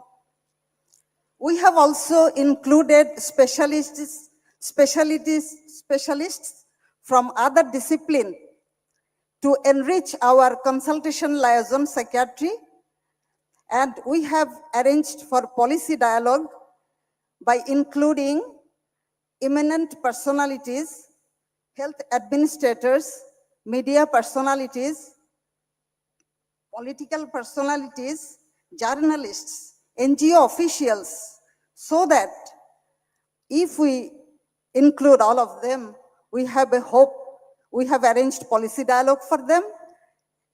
We hope by including all of them, we can send our service to the people and we can ensure equity of mental health service to all population, irrespective of their habitat, gender, religion.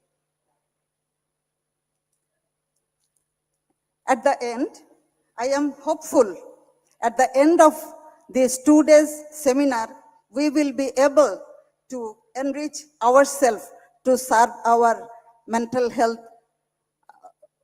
mentally affected population in all respects. And in this seminar, in this conference, a number of total 88 presentations will be presented in the conference in various forms. Those are educable, trainable, and refreshable topics on psychiatry. And also, we will learn something in pleasure time also by quiz, debates, then awards, poster presentations, etc. Thank you all.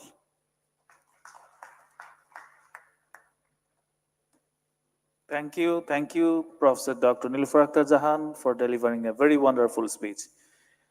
এবার সম্মানিত বিশেষ অতিথিদের বক্তব্যের পালা। আমি প্রথমেই আহ্বান জানাচ্ছি অধ্যাপক ডাক্তার মোহাম্মদ মাহবুবুর রহমান, সম্মানিত পরিচালক ও অধ্যাপক, জাতীয় মানসিক স্বাস্থ্য ইনস্টিটিউট, অধ্যাপক doctor Mohammad Mahbubur Rahman.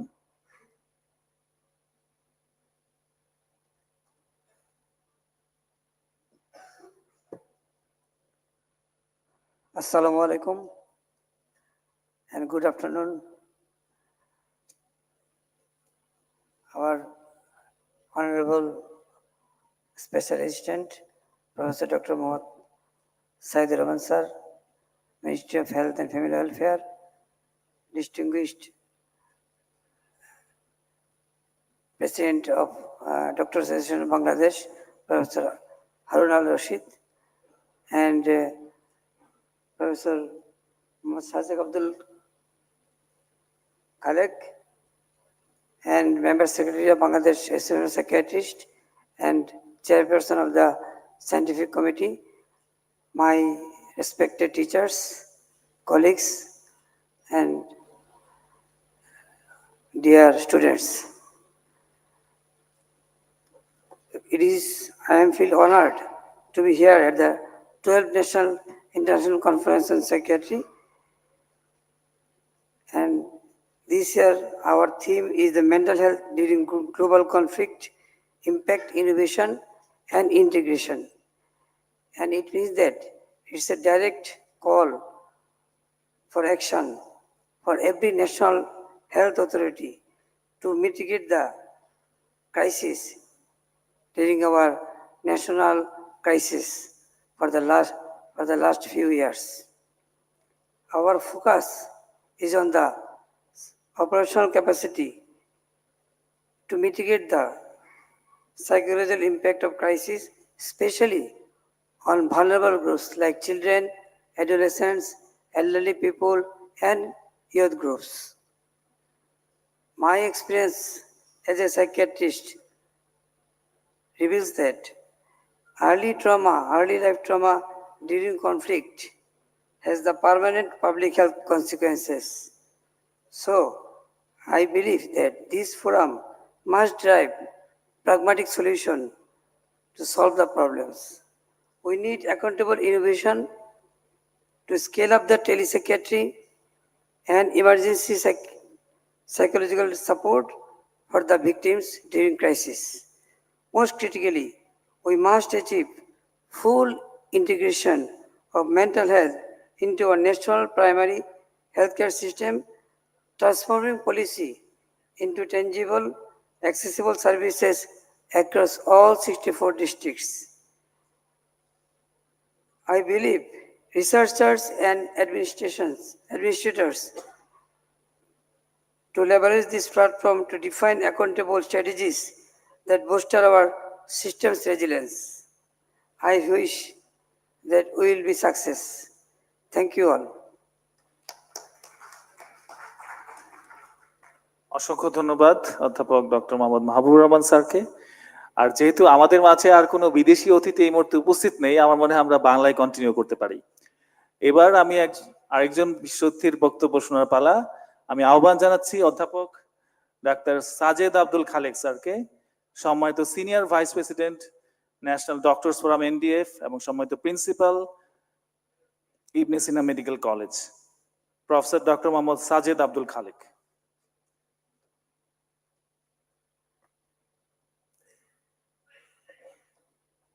Bismillahir Rahmanir Rahim. International Conference on Psychiatry আজকে অনুষ্ঠিত হচ্ছে। এই মহতী অনুষ্ঠানের সম্মানিত সভাপতি এবং বাংলাদেশ অ্যাসোসিয়েশন অফ সাইকিয়াট্রি সম্মানিত কনভেনর প্রফেসর মুতালিব স্যার এবং বিশেষ অতিথি ড্যাবের সম্মানিত সভাপতি প্রফেসর হারুন ভাই এবং আজকের অনুষ্ঠানের প্রধান অতিথি স্বাস্থ্য ও পরিবার কল্যাণ মন্ত্রণালয়ের special assistant professor doctor M Saidur Rahman sir সহ অন্যান্য অতিথিবৃন্দ এবং আমার সামনে উপবিষ্ট শিক্ষক মণ্ডলী এবং দূর দূরান্ত থেকে আগত আজকের এই অনুষ্ঠানে সম্মানিত পার্টিসিপেন্ট বৃন্দ, আসসালামু আলাইকুম। আমি খুবই আনন্দিত যে এই বাংলাদেশ অ্যাসোসিয়েশন অফ সাইকিয়াট্রি এত বড় একটা অনুষ্ঠানে আমাকে আমন্ত্রণ জানিয়েছেন এবং আমি আমার নিজের পক্ষ থেকে এবং ন্যাশনাল ডক্টরস ফোরামের পক্ষ থেকে আমি এর জন্য আন্তরিক কৃতজ্ঞতা জ্ঞাপন করছি। আসলে সাইকিয়াট্রি এই সাবজেক্টটা বহুদিন যাবতীয় আমার পরিচিত, যদি আমি একজন অপথলমোলজিস্ট, কিন্তু আমি দীর্ঘদিন প্রায় 6 বছর কেন্দ্রীয় মাদকাসক্তি নিরাময় হাসপাতালে আমি কর্মরত ছিলাম। সুতরাং ড্রাগ এডিকশনের ট্রিটমেন্ট পাশাপাশি সাইকিয়াট্রি সব দিক থেকে আমার পরিচয় ছিল। যাই হোক, বিষয়টা ওরকম না। আসলে সাইকিয়াট্রি সাবজেক্ট আমি মনে করি, to my opinion, it is a huge subject. আমরা যতটা জানি বাংলাদেশে মানসিক রোগীর সংখ্যা যতটা প্রকাশিত, তার চেয়ে অপ্রকাশিত মানসিক রোগীর সংখ্যা অনেক অনেক বেশি। এবং এটাও আমি মনে করি যে এমন কোনো পরিবার নাই যে পরিবারে ছোট বা বড়, মাইনর অথবা মেজর সাইকিয়াট্রিক প্রবলেম নাই, এমন কোনো পরিবার আমার জানা নেই। মানে আমি মনে করি যেটা, কারণ অনেকের সাথে পরিচয়, দীর্ঘদিন অভিজ্ঞতা। সুতরাং এই সাবজেক্টের যারা জড়িত আছেন তাদের উপর দায়িত্ব যে এই সেক্টরটাকে ডেভেলপ করা, অ্যাড্রেস করা এবং এদের মানসিক স্বাস্থ্যের উন্নতি ঘটানোর বিষয়ে আপনার দায়িত্ব অনেক বেশি। এখানে যতটুকু আমি দেখলাম WHO রিকমেন্ডেশন অনুযায়ী যতজন সাইকিয়াট্রিস্ট পপুলেশন অনুযায়ী হওয়ার কথা তার চেয়ে অনেক কম সংখ্যক সাইকিয়াট্রিস্ট বাংলাদেশে এখন আছেন। যাই হোক, এই বিষয়টা আপনারা নিজেরা আপনাদের সোসাইটির মাধ্যমে এই বিষয়টা তুলে ধরবেন। এখানে এই বিগত 15 বছরে যে জঞ্জাট ছিল যার কারণে অনেকেই বঞ্চিত ছিলেন, এবং এই বঞ্চনা দূর করার জন্য প্রতি সেক্টরে যাতে ডেভেলপমেন্ট হয় এবং বঞ্চিতরা যাতে আবার তাদের অধিকার ফিরে পায় সে ব্যাপারে চেষ্টা আমাদের সকলের পক্ষ থেকে আছে। আমাদের সংগঠন এবং স্বাস্থ্য পরিবার মন্ত্রণালয়ের যে সম্মানিত আমাদের স্যার আছেন, তো ওনার নেতৃত্বে অনেক কিছু হচ্ছে। এবং আপনারা জানেন বোধহয় ইতিমধ্যেই 7,000 সুপারনিউমারি পদে পদোন্নতি হচ্ছে, এবং আমরা শুনেছি এবং আমরা আশা করি এই সপ্তাহের মধ্যে অ্যাসিস্ট্যান্ট প্রফেসর পদে সুপারনিউমারি ইনশাল্লাহ সম্পন্ন হবে।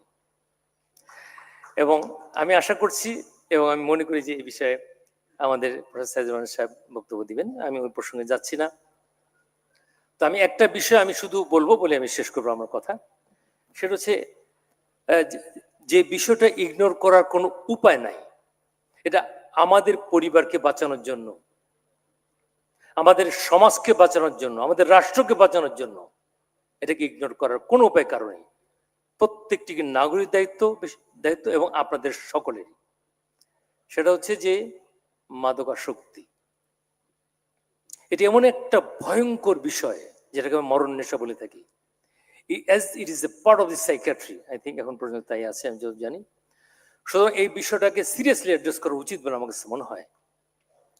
একটা দেশের যুব সমাজ, ছাত্র সমাজ, যারা জাতির মেরুদণ্ড, এই মেরুদণ্ডকে ভেঙে দেওয়ার জন্য জাস্ট একটা ড্রাগস যথেষ্ট। সুতরাং এটাকে অবহেলা করার কোনো সুযোগ নেই। প্রত্যেকটা পাড়ায় মহল্লায় এই ড্রাগ অ্যাডিকশনের ছড়াছড়ি আমাদের যুব সমাজে ধ্বংসপ্রাপ্ত হয়ে যাচ্ছে। শুধু একটা ড্রাগসই নেশা না, internet is also recognized it is a drug addiction, it is an addiction. তো সব ক্ষেত্রে আমার মনে হয় যে এটা শুধুমাত্র এককভাবে সেক্রেটারির দায়িত্ব বলছি না আমি, এটা মাল্টি ডিরেকশনাল অ্যাপ্রোচের প্রয়োজন।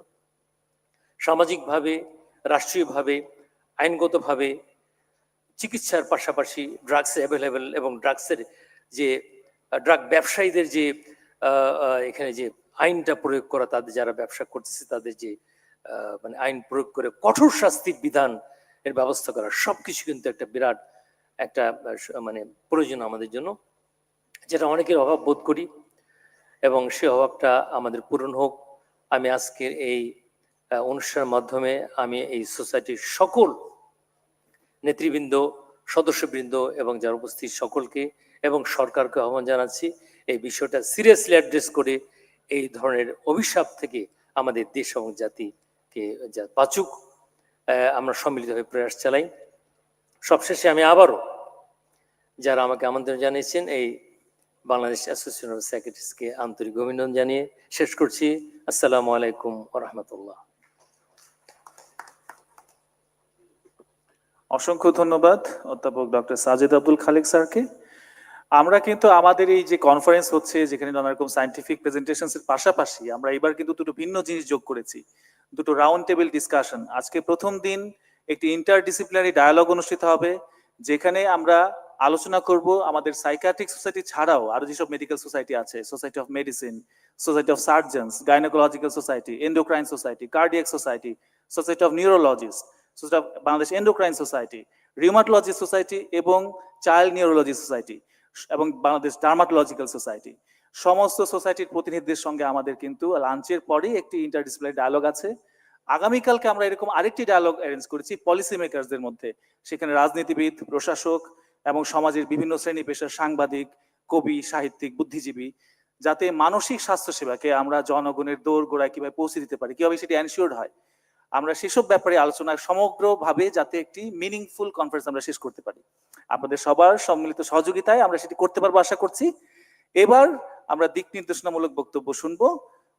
ডক্টরস অ্যাসোসিয়েশন অফ বাংলাদেশ ড্যাবের সম্মানিত সভাপতি অধ্যাপক ডাক্তার মোহাম্মদ হারুন আল রশিদ স্যারের কাছ থেকে সম্মানিত বিশেষ অতিথি অধ্যাপক ডাক্তার মোহাম্মদ হারুন আল রশিদ স্যার।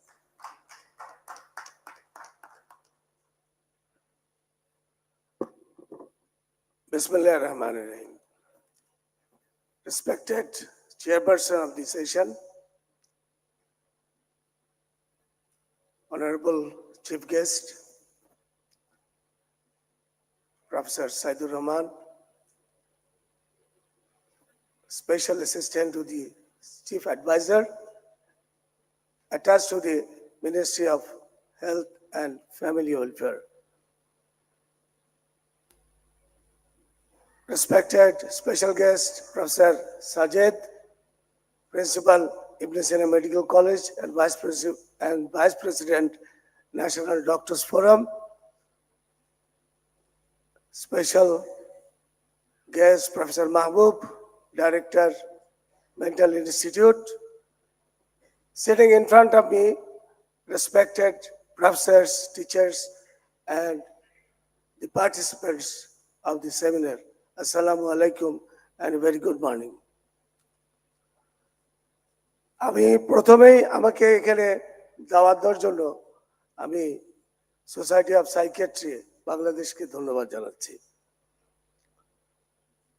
আসলে আমরা দেখলাম ওনাদের যে প্রেজেন্টেশনটা ছিল, after the initiation of this committee they have done lot of works to award the people of Bangladesh.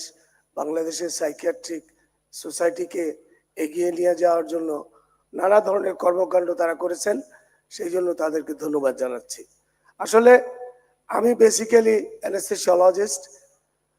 আমার কাছে যেটা মনে হয় যে আমাদের বাংলাদেশটা র্যাপিড আরবানাইজেশন হচ্ছে এখন, এবং বাংলাদেশে যে সাইকিয়াট্রিক প্রবলেমগুলি এগুলি কিন্তু দিনকে দিন বাড়ছে। One of the very important cause is rapid urbanisation. আমরা যখন ছোট ছিলাম, আমি ঢাকা মেডিকেল কলেজের ছাত্র, আমার স্যার ছিল হেদায়েত স্যার, তখন আমরা পেয়েছি। আমাদের সময় কিন্তু সাইকিয়াট্রিক প্রবলেমগুলি অত তীব্র ছিল না।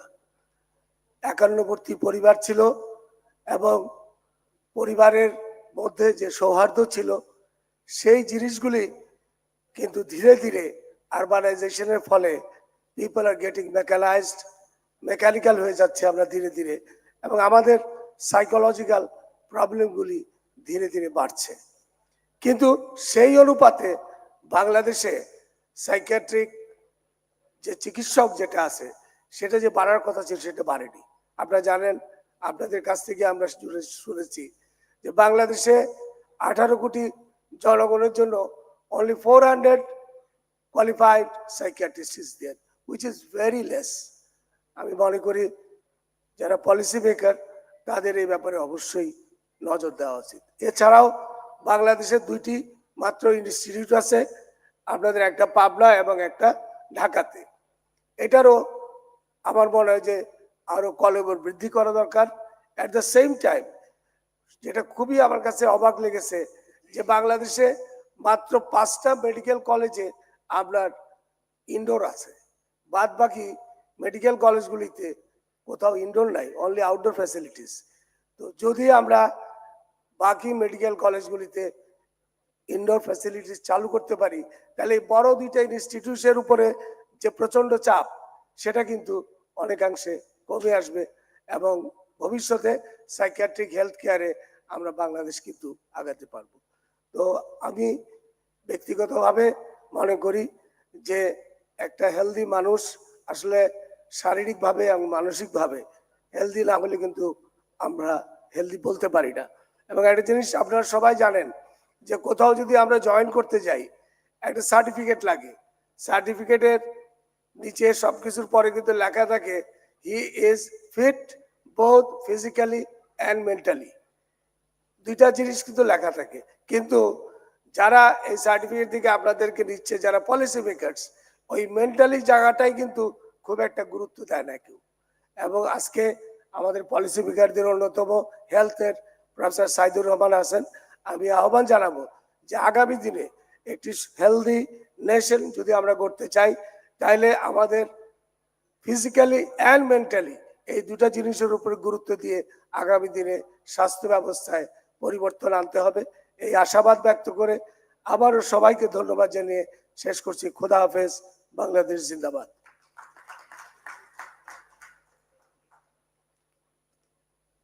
অসংখ্য ধন্যবাদ অধ্যাপক ডাক্তার মোহাম্মদ হারুন আল রশিদ স্যারকে। এবার সম্মানিত প্রধান অতিথির বক্তব্যের পালা। মঞ্চে আহ্বান করছি অধ্যাপক ডাক্তার মোহাম্মদ সাইদুর রহমান, সম্মানিত বিশেষ সহকারী স্বাস্থ্য ও পরিবার কল্যাণ মন্ত্রণালয়, গণপ্রজাতন্ত্রী বাংলাদেশ সরকার। অধ্যাপক ডাক্তার মোহাম্মদ সাইদুর রহমান স্যার।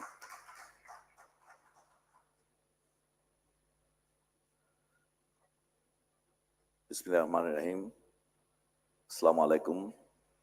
মঞ্চে উপবিষ্ট আজকের সভার সম্মানিত সভাপতি আমার শ্রদ্ধাভাজন প্রফেসর মোতালিব, ওনার সঙ্গে আমার প্রায় ৪৫ বছরেরও বেশি সময় যাবৎ পরিচয়।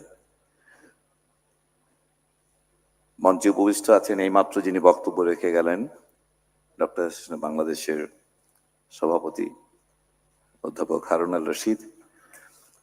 ওনার সঙ্গেও আমার দীর্ঘ প্রায় ৩৫-৪০ বছর, ওনার আমাদের বড় ভাইয়ের মতো। উপস্থিত অধ্যাপক খালেক, উপস্থিত এখানে সায়েন্টিফিক কমিটির চেয়ারম্যান যিনি, তিনি আমার বন্ধু বা class friend professor Nilufar, national institute of mental হেলথের পরিচালক মহোদয়, এবং প্রফেসর নিজাম, সোসাইটির সেক্রেটারি। এছাড়া সামনে উপস্থিত যারা আছেন তার মধ্যে অনেকেই আমার শ্রদ্ধাভাজন শিক্ষক। বিশেষ করে আমি এখানে জিজ্ঞেস করছিলাম হেদায়েত স্যারের কথা, আমার মনে পড়ছিল যে প্রথম এই মানসিক স্বাস্থ্য বিষয়টায় একটা প্রকল্পের কথা মনে পড়ছে, যে ট্রেনিং প্রোগ্রাম হতো আমাদের সময়। আমি জিজ্ঞাসা করছিলাম যে সেই ২১ দিনের একটা ট্রেনিং প্রোগ্রাম, স্যারের হাতে স্যারের একটা প্রজেক্টে ট্রেনিং হতো, এবং সেই সময় মেডিকেল অফিসাররা গ্রাম থেকে এসে ওই ট্রেনিং নিয়ে তাদের প্রথম মতবারের মতো ধারণা হতো। আমরা তখন সেই ট্রেনিংটা খুবই দেন দরবার করে অনেককে ট্রেনিং দিতে হতো। সেই আজকে স্যারের উপস্থিতি আমাকে খুবই উজ্জীবিত করছে, এটা ভাবতে যে স্যার এখনো আসলে আমাদেরকে ইন্সপায়ার করার জন্য বেঁচে আছেন, আলহামদুলিল্লাহ। এছাড়া সামনে উপস্থিত আমাদের বেশ কয়েকজন শিক্ষক এবং গুরুজন স্থানীয় মানুষেরা আছেন। আপনাদের সবার কাছে আপনাদের উপস্থিতি আমাদেরকে উৎসাহিত করছে। আমাকে বিশেষ করে, আমি একটা বিশেষ দায়িত্বে এসেছি, এবং আমার সবচেয়ে ভালো লেগেছে আজকে আপনাদের এই যে থিম, এই থিমটা আসলে আমরা অসম্ভবভাবে সময় উপযোগী মনে করি, এবং বিশেষ করে বাংলাদেশের কনটেক্সটে এটা একেবারে একটা অসাধারণ থিম। আমরা যেটার মধ্য দিয়ে গিয়েছি, আমি দায়িত্ব পাওয়ার পর থেকে এই যে সময়টা পার করেছি, তার মধ্যে যেই বিষয়টিকে বারে বারে আমাদেরকে পীড়া দিয়েছে, আমাদেরকে অসহায় মনে করিয়েছে, সেটা হচ্ছে আমাদের মানসিক স্বাস্থ্য সেবাদানের অসমর্থতা। এই দেশের স্বাস্থ্য ব্যবস্থা এই জুলাই অভ্যুত্থানের পরে, জুলাইয়ের আহত, পরবর্তীতে মাইলস্টোন বা বিভিন্ন বড় দুর্ঘটনায় আহতদের সেবাদান করতে গিয়ে এবং তার সঙ্গে সম্পর্কিত থাকার কারণে আমাদের যে উপলব্ধিটা আমাদেরকে তাড়না করেছে, সেটা হচ্ছে এই দেশে মানসিক স্বাস্থ্য সেবাদানের ক্ষেত্রে আমাদের সামর্থ্য, আমাদের রেসপন্স করার সামর্থ্য এখনো খুবই সীমিত, অথবা অনেক ক্ষেত্রে নাই বললেই চলে। আজকে আপনাদের এইখানে উপস্থিতি এবং আপনাদের থিম নির্বাচনের মধ্য দিয়ে আমি খুবই উজ্জীবিত। আমার মনে হয় যে আপনাদের সামনে যাদের দেখতে পাচ্ছি, আপনাদের নেতৃত্বে বাংলাদেশে আসলে এইরকম একটা থিম যেহেতু সামনে এসছে, নিশ্চয়ই বাংলাদেশের স্বাস্থ্য ব্যবস্থা এই ধরনের ঘটনা এবং তৎপরবর্তী মানসিক যে ট্রমা, সেগুলো সামলে ওঠার সামর্থ্য আগামীতে অর্জন করবে।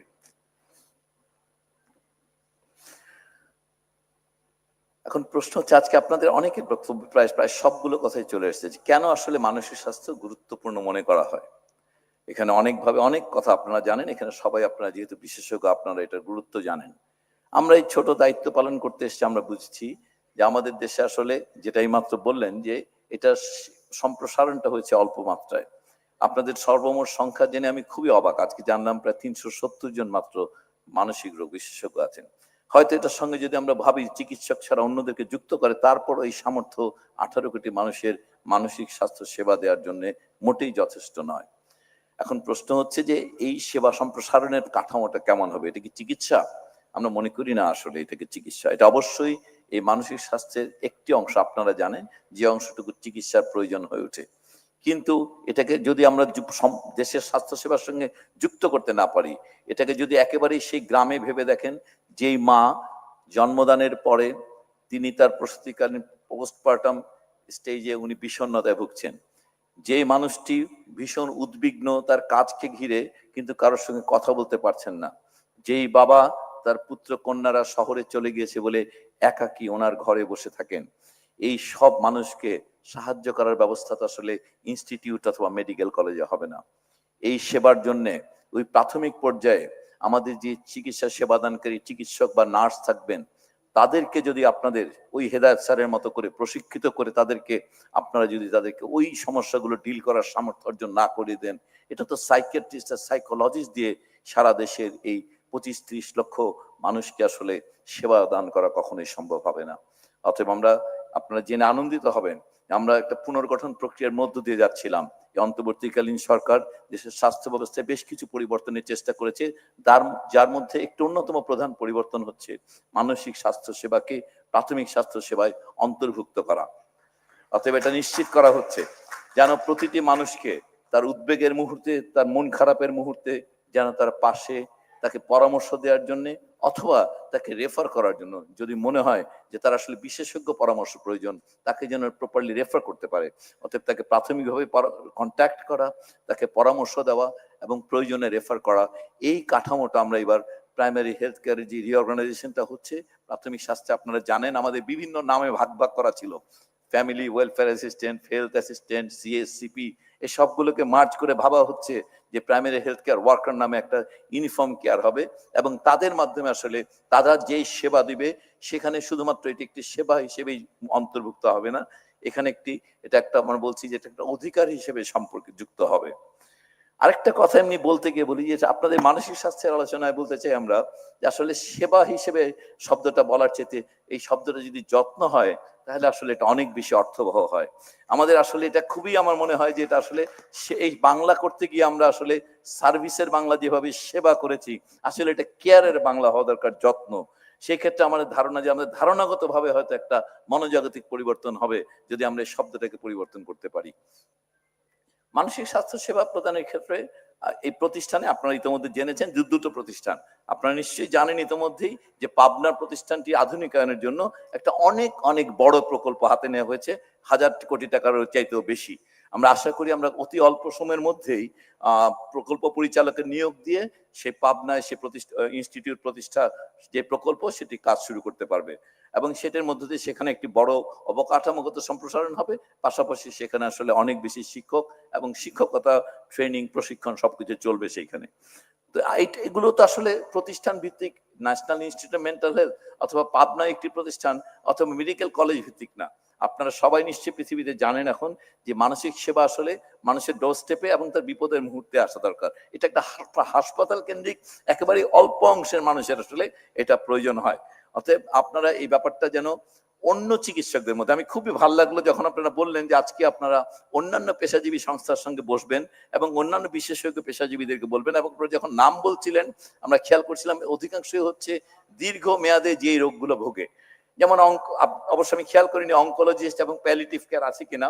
আমাদের ধারণা যে অঙ্কোলজি প্যালিয়েটিভ কেয়ারের মতো বিষয়ের সঙ্গে আসলে সাইকিয়াট্রির সম্পর্ক অনেক বেশি, অনেক কাছাকাছি।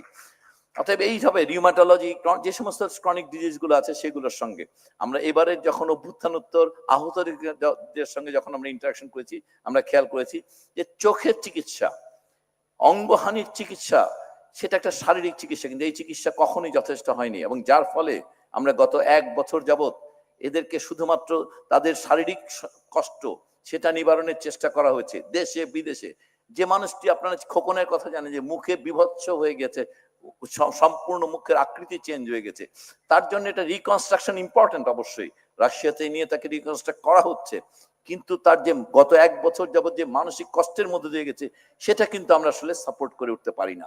তো আমাদের আসলে এই চিকিৎসা দানের ক্ষেত্রে এখন পর্যন্ত এই যে সম্পূর্ণভাবে আমরা এটা একটা বায়োলজিক্যালি আমরা কাজটা করি, এটা বায়োলজিক্যালির বাইরেও অনেক কিছু রয়ে গেছে। আরেকটা জায়গা আমাদের মনে হয়েছে এবারের সমাজের এই বিবর্তনের প্রক্রিয়ার মধ্য দিয়ে যে সাইকোলজি বা সাইকিয়াট্রি বিষয়টা শুধুমাত্র শরীরের অন্তর্গত বিষয় না, এটা বাইরেরও অজস্র ফ্যাক্টর দিয়ে আসলে এটা, যেহেতু আজকে আপনারা এটা আলাপ করেছেন এই ভায়োলেন্স, এই সোশ্যাল সাইকোলজিটা আসলে আমাদের কাছে মনে হয়েছে যে এটা আসলে অনেক বেশি মনোযোগ পাওয়া দরকার। সমাজের মধ্যে যে অস্থিরতা, সমাজের মধ্যে যে ড্রিফট, গভীর বিভক্তি, এইগুলোকে আসলে যদি রিড্রেস করা লাগে, এটা শুধুমাত্র রাজনৈতিক সমাধান দিয়ে আসলে এটা পারা যাবে না, এটারও আসলে একটা মনোজাগতিক ব্যাপার আছে। সো সমাজের এই মনোজাগতিক বিষয়গুলোকে গবেষণায় অন্তর্ভুক্ত করা এবং সেগুলোকে রিড্রেস করা, এটা কিন্তু আসলে জাতীয় ঐক্যের জন্যও প্রয়োজনীয়। So আমরা আশা করি যে আপনাদের যারা নাকি এই বিষয়গুলোতে গবেষণা করবেন, তারা আসলে সমাজের মনোজগৎকে গবেষণা করে, অপরাধের মনোজগৎকে গবেষণা করে, রাজনীতির মনোজগৎকে গবেষণা করে বাংলাদেশকে আসলে একটা উন্নততর বাংলাদেশ হওয়ার ক্ষেত্রে আপনারা আপনাদের যে ইন্টেলেকচুয়াল ইনপুট সেটা দিয়ে আসলে রাষ্ট্র গঠনে আপনারা ভূমিকা রাখবেন। এটা শুধুমাত্র একটা চিকিৎসা দেওয়াই না, এটা শুধুমাত্র চিকিৎসার সহায়তা করাই না, যে হ্যাঁ এটা একজন মানুষ ডিপ্রেশনে ভুগছেন ওনাকে চিকিৎসা করলাম, একজন মানুষের অঙ্গহানি হয়েছে তার ফলে উনি ডিপ্রেশনে গেছে তাকে চিকিৎসা করলাম, এটা ব্যাপারটা এরকম না। একটা দেশের অর্থনৈতিক প্রবৃদ্ধির কারণে, একটা দেশে বিভিন্ন ন্যাচারাল ডিজাস্টারের কারণে, একটা মানুষ পরিবারের মধ্যে অস্থিরতার কারণে, পরিবারের কারণে পাশের কমিউনিটিতে তৈরি হওয়া অস্থিরতা, কমিউনিটির কারণে সমগ্র জাতিতে যে অস্থিরতা তৈরি হয়, এই সবগুলো রিড্রেস করার জন্য আপনাদের আসলে আপনাদের পক্ষ থেকে আসলে রিকনসিলিয়েশন, আপনাদের পক্ষ থেকে রিড্রেসিং মেকানিজম গুলো বাংলাদেশকে আপনারা সামনে নিয়ে আসবেন, এই আশাবাদ আমাদের রইল। আমরা আশা করি এই কনফারেন্স সফল হোক, এই কনফারেন্সের মধ্য দিয়ে বাংলাদেশে যারা নাকি এই মনোবিজ্ঞানী আছেন, আপনারা যারা মনোরোগের চিকিৎসক আছেন, আপনারা এবং আপনাদের বাইরেও এই দেশের সকল স্বাস্থ্যের সঙ্গে সম্পর্কিত সকল মানুষকে আপনারা যেন একটা উন্নততর বাংলাদেশ, একটা সুস্থ শান্ত মনের বাংলাদেশ গড়ে তোলার ক্ষেত্রে সবাইকে সাহায্য করতে পারেন, সেই আশাবাদ ব্যক্ত করছি। এবং এই অন্তর্বর্তীকালীন সরকারের এই স্বাস্থ্য পরিবার কল্যাণ মন্ত্রণালয় স্বাস্থ্য ক্ষেত্রে যে সকল রূপান্তর করছে সেগুলোর চলমান প্রক্রিয়ায় আপনাদের ইন্টেলেকচুয়াল ইনপুট আশা করছি আপনারা পাশে থাকবেন, ভালো থাকবেন, অনুষ্ঠানের সাফল্য কামনা করছি। ধন্যবাদ। অসংখ্য ধন্যবাদ অধ্যাপক ডক্টর মোহাম্মদ সাইদুর রহমান স্যার। আমরা অত্যন্ত আনন্দিত যে আমাদের মাঝে আমাদের আরেকজন বিশেষ অতিথি এসে উপস্থিত হয়েছেন, অধ্যাপক ডক্টর মোহাম্মদ নাজমুল হোসেন, সম্মানিত মহাপরিচালক স্বাস্থ্য শিক্ষা অধিদপ্তর। একটু ব্যস্ততার কারণে স্যারের আমরা জোরে করতাল দিয়ে স্যারকে স্বাগত জানাই। একটু ব্যস্ততার কারণে স্যার আসতে একটু দেরি হয়েছে, আমরা স্যারকে আবারও অসংখ্য ধন্যবাদ জানাচ্ছি আমাদের মাঝে এসে উপস্থিত হওয়ার জন্য। এবার সমাপনী বক্তব্যের পালা, এবং সমাপনী বক্তব্য রাখবেন আজকের অনুষ্ঠানের সম্মানিত সভাপতি, বাংলাদেশ অ্যাসোসিয়েশন অফ সাইকিয়াট্রিস্ট বিএপির সম্মানিত আহ্বায়ক অধ্যাপক ডাক্তার মোহাম্মদ আব্দুল মোত্তালিব স্যার। অধ্যাপক ডাক্তার মোহাম্মদ আব্দুল মোত্তালিব স্যারকে তার সমাপনী বক্তব্য এবং সভাপতির বক্তব্য পেশ করার জন্য অনুরোধ করছি।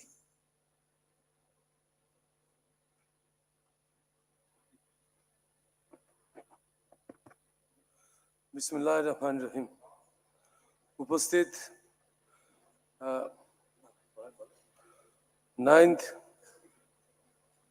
12th আইসিপির আজকের উদ্বোধনী অনুষ্ঠানের সম্মানিত প্রধান অতিথি, গণপ্রজাতন্ত্রী বাংলাদেশ সরকারের সম্মানিত প্রধান উপদেষ্টার স্বাস্থ্য এবং পরিবার কল্যাণ মন্ত্রণালয় সম্পর্কিত বিশেষ সহকারী অধ্যাপক সাইদুর রহমান, উপস্থিত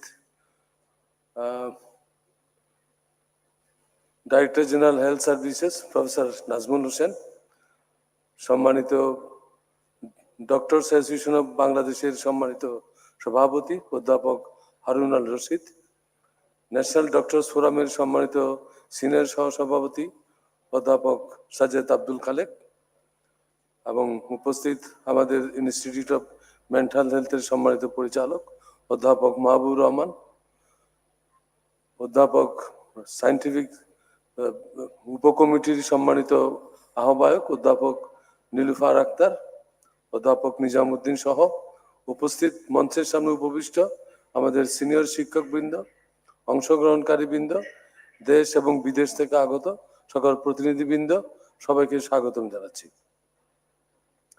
আমরা সত্যি কথা বলতে কি আজকের এই অনুষ্ঠানে, বিশেষ করে শুধু আজকের অনুষ্ঠান যদি আমরা বিবেচনা করি, আপনারা দেখেন একসময় যখন আমরা অনুষ্ঠান আয়োজন করতাম বসে থাকতাম কখন প্রধান অতিথি সাহেব আসবেন, বারবার দরজা মুখী দেখতাম, এই মনে হয় প্রধান অতিথি সাহেব আসলেন, বিশেষ অতিথি সাহেব আসলেন। কিন্তু আজকে দেখেন আমরা আমাদের মানুষের যে মন মানসিকতার যে পরিবর্তন হচ্ছে, এবং এই যে অনুকরণীয় দৃষ্টান্তগুলা আমরা যদি অনুকরণ করি, আমরা কিছু আসলে এখান থেকে অনেক কিছু শিখতে পারবো। দেখেন আজকের অনুষ্ঠানের প্রধান অতিথি কিন্তু একদম সময় মতো এসে গেছে। প্রফেসর সাইদুর রহমান একজন, আমি তো বলবো যে অনেকটা প্রথা বিরোধী চিকিৎসক একদম সময় মতো এসে গেছেন, বিশেষজ্ঞরাও সবাই সময় মতো এসে গেছেন। শুধু শারীরিক অসুস্থতার কারণে আমাদের একজন বিশেষ অতিথি দেরি করেছে। কিন্তু দুর্ভাগ্যজনক হইল আমরা যারা আয়োজক, আমরা কিন্তু 12টার প্রোগ্রাম 12টায় কিন্তু শুরু করতে পারিনি। তো আমার মনে করি যে এটা আমাদের জন্য একটা শিক্ষণীয় বিষয়। তো যাই হোক, যেটা বলছিলাম যে আমরা একটা মানে একটা বিশেষ সময় আমরা দায়িত্ব নিয়েছিলাম, বলতে গেলে অনেকটা একবারে শূন্যস্থান পূরণ করার মতোই। অতীতের বিএপি থেকে নির্বাচনী তফসিল ডিক্লারেশন করেছিলেন, যারা নির্বাচনের দায়িত্ব পালন করার কথা তারা অপারগতা করেছিলেন, প্রকাশ করতে একটা শূন্যতা বিরাজ করছিল। সেই সকলের অনুরোধে জেনারেল মিটিং এর মাধ্যমে আমরা এই শূন্যতার একটা দায়িত্ব নিয়ে আজকে এত দূর এসেছি। এবং এই সকল কৃতিত্ব কিন্তু আজকে যারা অংশগ্রহণকারী, বিশেষ করে আমাদের সিনিয়র জুনিয়র সকল স্তরের সেক্রেটারিস এবং সেক্রেটারি যারা ছাত্র, তারাই কিন্তু আজকের এই সকল কৃতিত্বের অধিকারী। আমরা বিগত কয়েক মাস ধরে অনেকগুলো কর্মসূচি পালন করেছি। তৎমধ্যে আপনারা দেখেছেন জুলাই ম্যাসাকারের পর যে বিভিন্ন ইনজুর্ড পার্সনদের পরিবারের সদস্যদেরকে সাইকিয়াট্রিক সার্ভিস দেওয়া হয়েছে। মাইলস্টোন কলেজের ওই ম্যাসাকারের পর সাইকিয়াট্রিক সার্ভিস দেওয়া হয়েছে। এমনকি মিরপুরের কেমিক্যাল গোডাউনে যখন আগুন লাগলো, তাদের পরিবারের সদস্যদেরকেও সাইকিয়াট্রিস্ট, আমাদের জুনিয়র সাইকিয়াট্রিস্টরা অনেক সহায়তা দান করেছে। এছাড়াও আমরা অনেকগুলো উল্লেখযোগ্য কাজ করেছি। যে সময় এক সময় বাংলাদেশ অ্যাসোসিয়েশন অফ সাইকিয়াট্রিস্ট শুধুমাত্র সিলেট ব্রাঞ্চ ছিল ঢাকার বাইরে, সেই জায়গায় আমরা খুলনা, চট্টগ্রাম, রাজশাহী, ময়মনসিংহ, বরিশাল সবকটা আমরা কিন্তু ব্রাঞ্চ চালু করেছি, যে কারণে এই ব্রাঞ্চগুলোর মাধ্যমে এলাকা ভিত্তিক সাইকিয়াট্রিস্টরা সংগঠিত হওয়ার একটা সুযোগ পাচ্ছে। এবং আমরা অনুকরণীয়ভাবে গত এক বছরের মধ্যে মাটিরাঙ্গা এবং বরিশালের অত্যন্ত প্রত্যন্তর অঞ্চলে আমরা সাইকিয়াট্রিক ক্যাম্প করে মানুষকে অ্যাওয়ারনেস বিল্ড আপ করার চেষ্টা করে যাচ্ছি। তো যাই হোক, আমরা বলতে গেলে আমরা অনেক দূর এগিয়ে যাচ্ছি। আমরা বাংলাদেশের মানুষ অনেক দূর এগিয়ে যাচ্ছি সাইকিয়াট্রিক অ্যাওয়ারনেসের যদি আমরা কনসিডার করি। তো আমি যদি আমার একটা ব্যক্তিগত অভিজ্ঞতা যদি আপনাদেরকে শেয়ার করতে যাই, সেটা হচ্ছে আমি যখন প্রথম দিকে যখন সাইকিয়াট্রি প্র্যাকটিস শুরু করেছিলাম, মাঝে যদি খুব মন খারাপ হয়ে যেত। কি জন্য মন খারাপ হয়ে যেত? দেখলাম যে একটা ইয়াং স্টুডেন্ট, বিশেষ করে ইউনিভার্সিটি বা ওই লেভেলের স্টুডেন্টরা কাচুমাচু করে হাত কাচুমাচু করে ঢুকছে, স্যার মাফ করে দিবেন। কি হলো, যে প্রেসক্রিপশনের যে আমাদের যে প্যাডটা আছে উপরের দিকে নাম টাম যেগুলো লেখা থাকে ওটা ছিঁড়া। যে কেন ভাই এটা তুমি এটা ছিঁড়ে ফেললা কেন? বলে স্যার মাফ করে দেন। কেন, কি হয়েছে? বলে যখন ওষুধ কিনতে যাই এরা বড় বড় চোখ করে থাকায় আর নানান রকম মন্তব্য করে, এই জন্য ওইটা ছিঁড়ে ফেললাম। তো যাক, মনে কষ্ট থাকলেও মেনে নিলাম যে এরপরও সে সাইকিয়াট্রিক সার্ভিস নিচ্ছে, সাইকিয়াট্রিস্ট হেল্প নিচ্ছে, তার জীবনে সাইকিয়াট্রিস্টের প্রয়োজন আছে, এটা সে অনুভব করছে। এই জন্য মনটা আনন্দে ভরে যায়। এবং আমি মনে করি যে আজকের যারা জুনিয়র সাইকিয়াট্রিস্ট, অন্তত আমার মতো এই ধরনের সিচুয়েশন এখন মনে হয় আর ফেস করার কথা না। কারণ অনেক ছেলে মেয়েরা সাইকিয়াট্রিতে পড়তে আসছে। আমি যখন পড়তে আসলাম খুব মনটা খারাপ হয়ে যেত। যেদিকে যাই, কেন, কি হয়েছে, আর সাবজেক্ট পাইলে না, এখানে কেন ঢুকলো, এটা মানে মাঝে মধ্যে মনটা একদম খারাপ হয়ে মনে যেন পালিয়ে যায়। এবং দু একবার পালানোর চেষ্টাও করিনি যে তা না, আসলে করেছিলাম। তারপর আবার মনকে বুঝাই সুঝাই এখানে চলে আসলাম। একদিক দিয়ে ভালোই আছি আমরা, আমাদের যে সাবজেক্টটা আমরা কেরিয়ার করেছি, একদিক দিয়ে ভালো আছি বলছি এই জন্য যে অন্তত মানুষকে ভালোভাবে অন্তত সরাসরি অন্তত একটা নতুন জীবন দেওয়া যায়, এটা সাহায্য করা যায়। আমরা যদি ভালোভাবে দেখি, ভালোভাবে যদি চিকিৎসা করি, আমরা অন্যান্য সাবজেক্টের চেয়ে মানে মানুষের হেল্পিং পার্সপেক্টিভে কোনো অংশে কম না, বরং আমি বলবো যে অনেকাংশে অনেক বেশি। কারণ অনেক মানুষ দোয়া করে, সালাম করে, পা ধরে সালাম করে। যখন আউটডোরে ছিলাম, আমার ক্লাসমেট ছিল কয়েকজন মেডিসিন সার্জারি আউটডোর, ওরা বলতো যে তোমার রুগীরা, তুমি আউটডোরে ঢুকা মাত্র সবাই দেখি তোমাকে লাইন ধরে সালাম করে কেন? তা আমরা যে বুঝার চেষ্টা করো, পা ধরে সালাম করে কেন, বুঝার চেষ্টা করো। তো যাই হোক, যেটা বলছিলাম, তারপর আমরা বাংলাদেশে সাইকিয়াট্রিক সার্ভিসের অনেক ঘাটতি রয়ে গেছে, এটা আপনারা ভালো করে জানেন। তারপর আমি উন্নত দেশের কথা যদি নাও বলি, একটা সার্ক কান্ট্রি গুলো যদি আমি এক্সাম্পল দিই, পাকিস্তানের কথাই যদি বলি, পাকিস্তানে 700-র মতো সাইকিয়াট্রিস্ট এবং সাইকিয়াট্রিক বেডের সংখ্যা প্রায় 4000-এর উপর।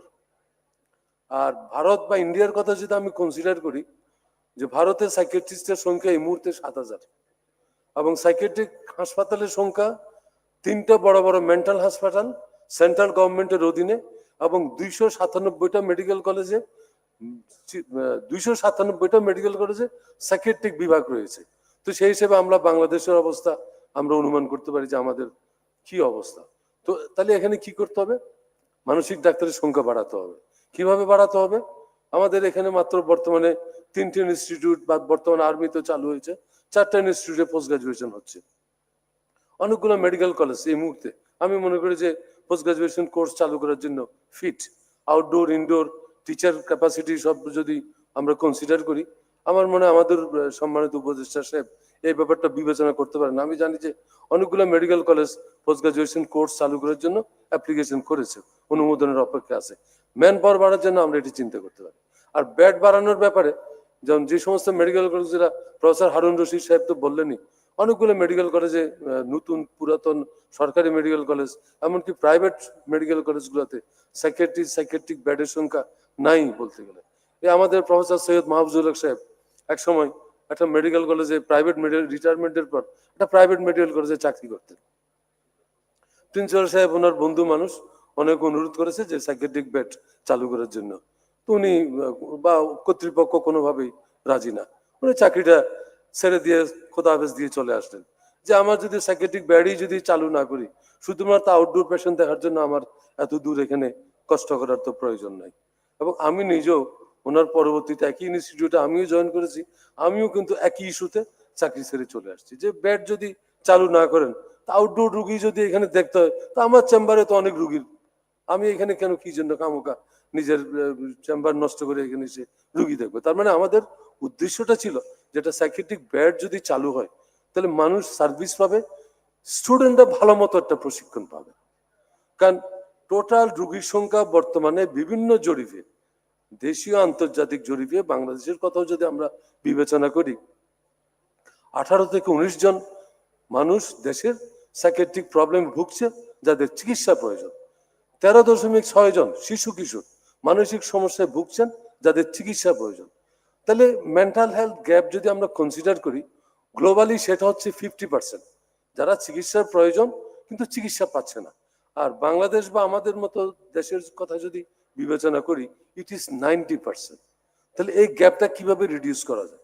এই গ্যাপটা রিডিউস করার অন্যতম উপায় হচ্ছে মানুষকে সচেতন করা, সবাইকে সচেতন করা, সরকারি সহযোগিতা, মেডিকেল কলেজ হাসপাতালগুলোতে মানসিক রোগের চিকিৎসার আউটডোর এবং ইনডোরের ব্যবস্থা করা, এবং সম্ভব হলে কোনো কোনো জেলা সদর হাসপাতালগুলোতে সাইকিয়াট্রিক বিভাগ চালু করা। তাহলে মানুষ চিকিৎসা সেবা পাবে। অর্থাৎ একটা জনগোষ্ঠীর 18 থেকে 19% লোককে আপনি স্বাস্থ্য সেবা না দিয়ে, আমি মানসিক রোগের কথা নিলে বাদই দিলাম, যাদের চিকিৎসা প্রয়োজন চিকিৎসা দিতে হবে। তো এই বিশাল জনগোষ্ঠীকে যদি আপনি ইগনোর করেন তাহলে একটা উন্নত জাতি কিভাবে তৈরি হবে?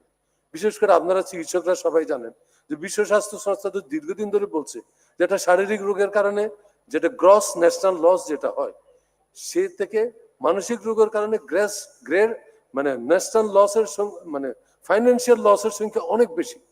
তো কাজেই আমার কাছে মনে হয় যেন এটাকে এখন গুরুত্ব দেওয়ার সময় এসে গেছে। আর আমরা যারা সাইকিয়াট্রিস্ট আছি, জুনিয়র কিংবা সিনিয়র, আমরা আমাদের সেবাতে আন্তরিক হব। এবং আমার প্রিয় বন্ধু, উনি বিএমডিসির একজন উল্লেখযোগ্য সদস্য প্রফেসর হারুন রশিদ, ওনারা যখন মেডিকেল কলেজগুলোতে ভিজিট করতে যান, আশা করছি এই সমস্ত কথাবার্তাগুলো ওনারা উঠাতে পারেন। অথবা দেখা যাচ্ছে আমাদের চিকিৎসকদের মধ্যেও আমাদের জুনিয়র চিকিৎসকরা যে অনেকেই বলে যে স্যার এদের সাথে আমাদের কিছু ডায়লগ হওয়া দরকার। যাই হোক, আমরা একটা আজকে মাল্টিডিসিপ্লিনারি একটা ডায়লগের আয়োজন করেছি যে সবাই সাইকিয়াট্রিক পেশেন্ট দেখেন, সবাই সাইকোট্রপিক দেখেন। তো যার ফলে সমস্যাটা কোথায় হচ্ছে, আমরা যদি একটু গভীরে যাই, আমরা দেখি আমরা যারা প্র্যাকটিস করছি আজকে 20-30 বছর ধরে, অনেকেই যখন এই যে পীর ফকির ওঝা বৈদ্যর কাছে যায়, জিজ্ঞেস করি যে ভাই আপনি কেন গেলেন, কি কারণে গেলেন? বলে স্যার এত বড় বড় ডাক্তার দেখালাম, এত বড় বড় পরীক্ষা নিরীক্ষা করলাম, যে কোথাও কিছু পাওয়া গেল না, তো এই জন্য গেলাম দেখি ওঝা সাহেব বৈদ্য সাহেব কি বলে।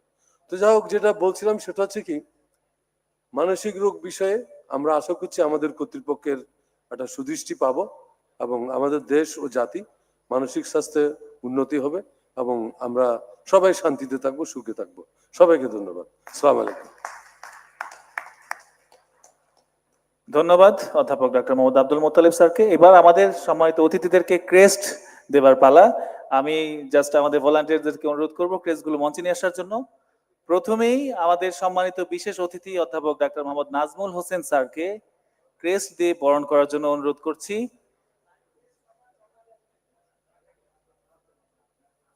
Professor doctor Nazmul Hossain sir.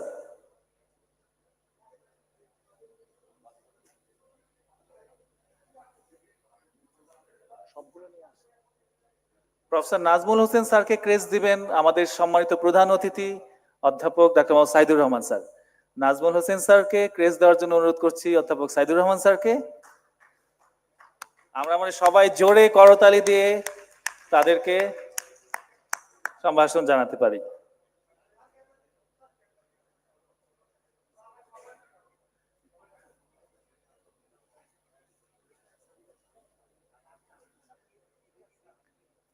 এবার আমাদের আরেকজন বিশেষ অতিথি অধ্যাপক ডাক্তার সাজেদ আব্দুল খালেক স্যারকে ক্রেস্ট তুলে দেওয়ার জন্য অনুরোধ করছি অধ্যাপক ডাক্তার মোহাম্মদ হারুন আল রশিদ স্যারকে।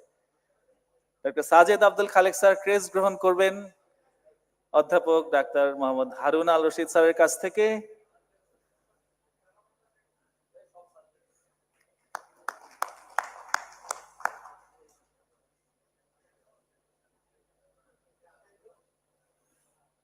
এবার আমাদের আরেকজন বিশেষ অতিথি অধ্যাপক ডাক্তার মোহাম্মদ হারুন আল রশিদ স্যারের পালা। স্যার ক্রেস্ট গ্রহণ করবেন আমাদের সম্মানিত প্রধান অতিথি অধ্যাপক ডাক্তার মোহাম্মদ সাইদুর রহমান স্যার এবং বিএপির সম্মানিত আহ্বায়ক অধ্যাপক ডাক্তার মোহাম্মদ আব্দুল মোত্তালিব স্যারের কাছ থেকে। প্রফেসর আব্দুল মোত্তালিব স্যার এবং অধ্যাপক সাইদুর রহমান স্যারের কাছ থেকে ক্রেস্ট গ্রহণ করছেন অধ্যাপক ডাক্তার মোহাম্মদ হারুন আল রশিদ স্যার, সভাপতি ডক্টরস অ্যাসোসিয়েশন অফ বাংলাদেশ ড্যাব। এবার আমাদের সম্মানিত প্রধান অতিথির ক্রেস্ট গ্রহণের পালা। সম্মানিত প্রধান অতিথি ক্রেস্ট গ্রহণ করবেন আমাদের বিএপির সম্মানিত আহ্বায়ক অধ্যাপক ডাক্তার মোহাম্মদ আব্দুল মোত্তালিব এবং অধ্যাপক ডাক্তার Mohammad Harun Al Rashid, doctor association of Bangladesh DAB, এবং অধ্যাপক ডাক্তার সাজেদ আব্দুল খালেক, সম্মানিত সিনিয়র ভাইস প্রেসিডেন্ট এনডিএফ। আমরা জোরে করতালি দিয়ে আমাদের অতিথিদেরকে সম্ভাষণ জানাতে পারি।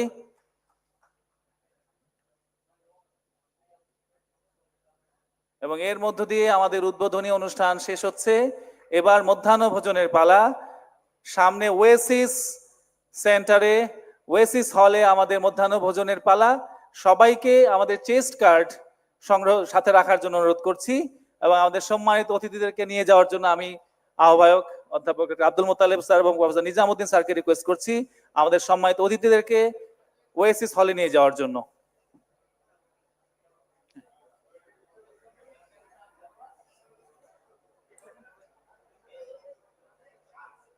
যাওয়ার সময় দিয়ে দিন আর কি, ঠিক আছে? এবার গাড়িতে দিয়ে দিন।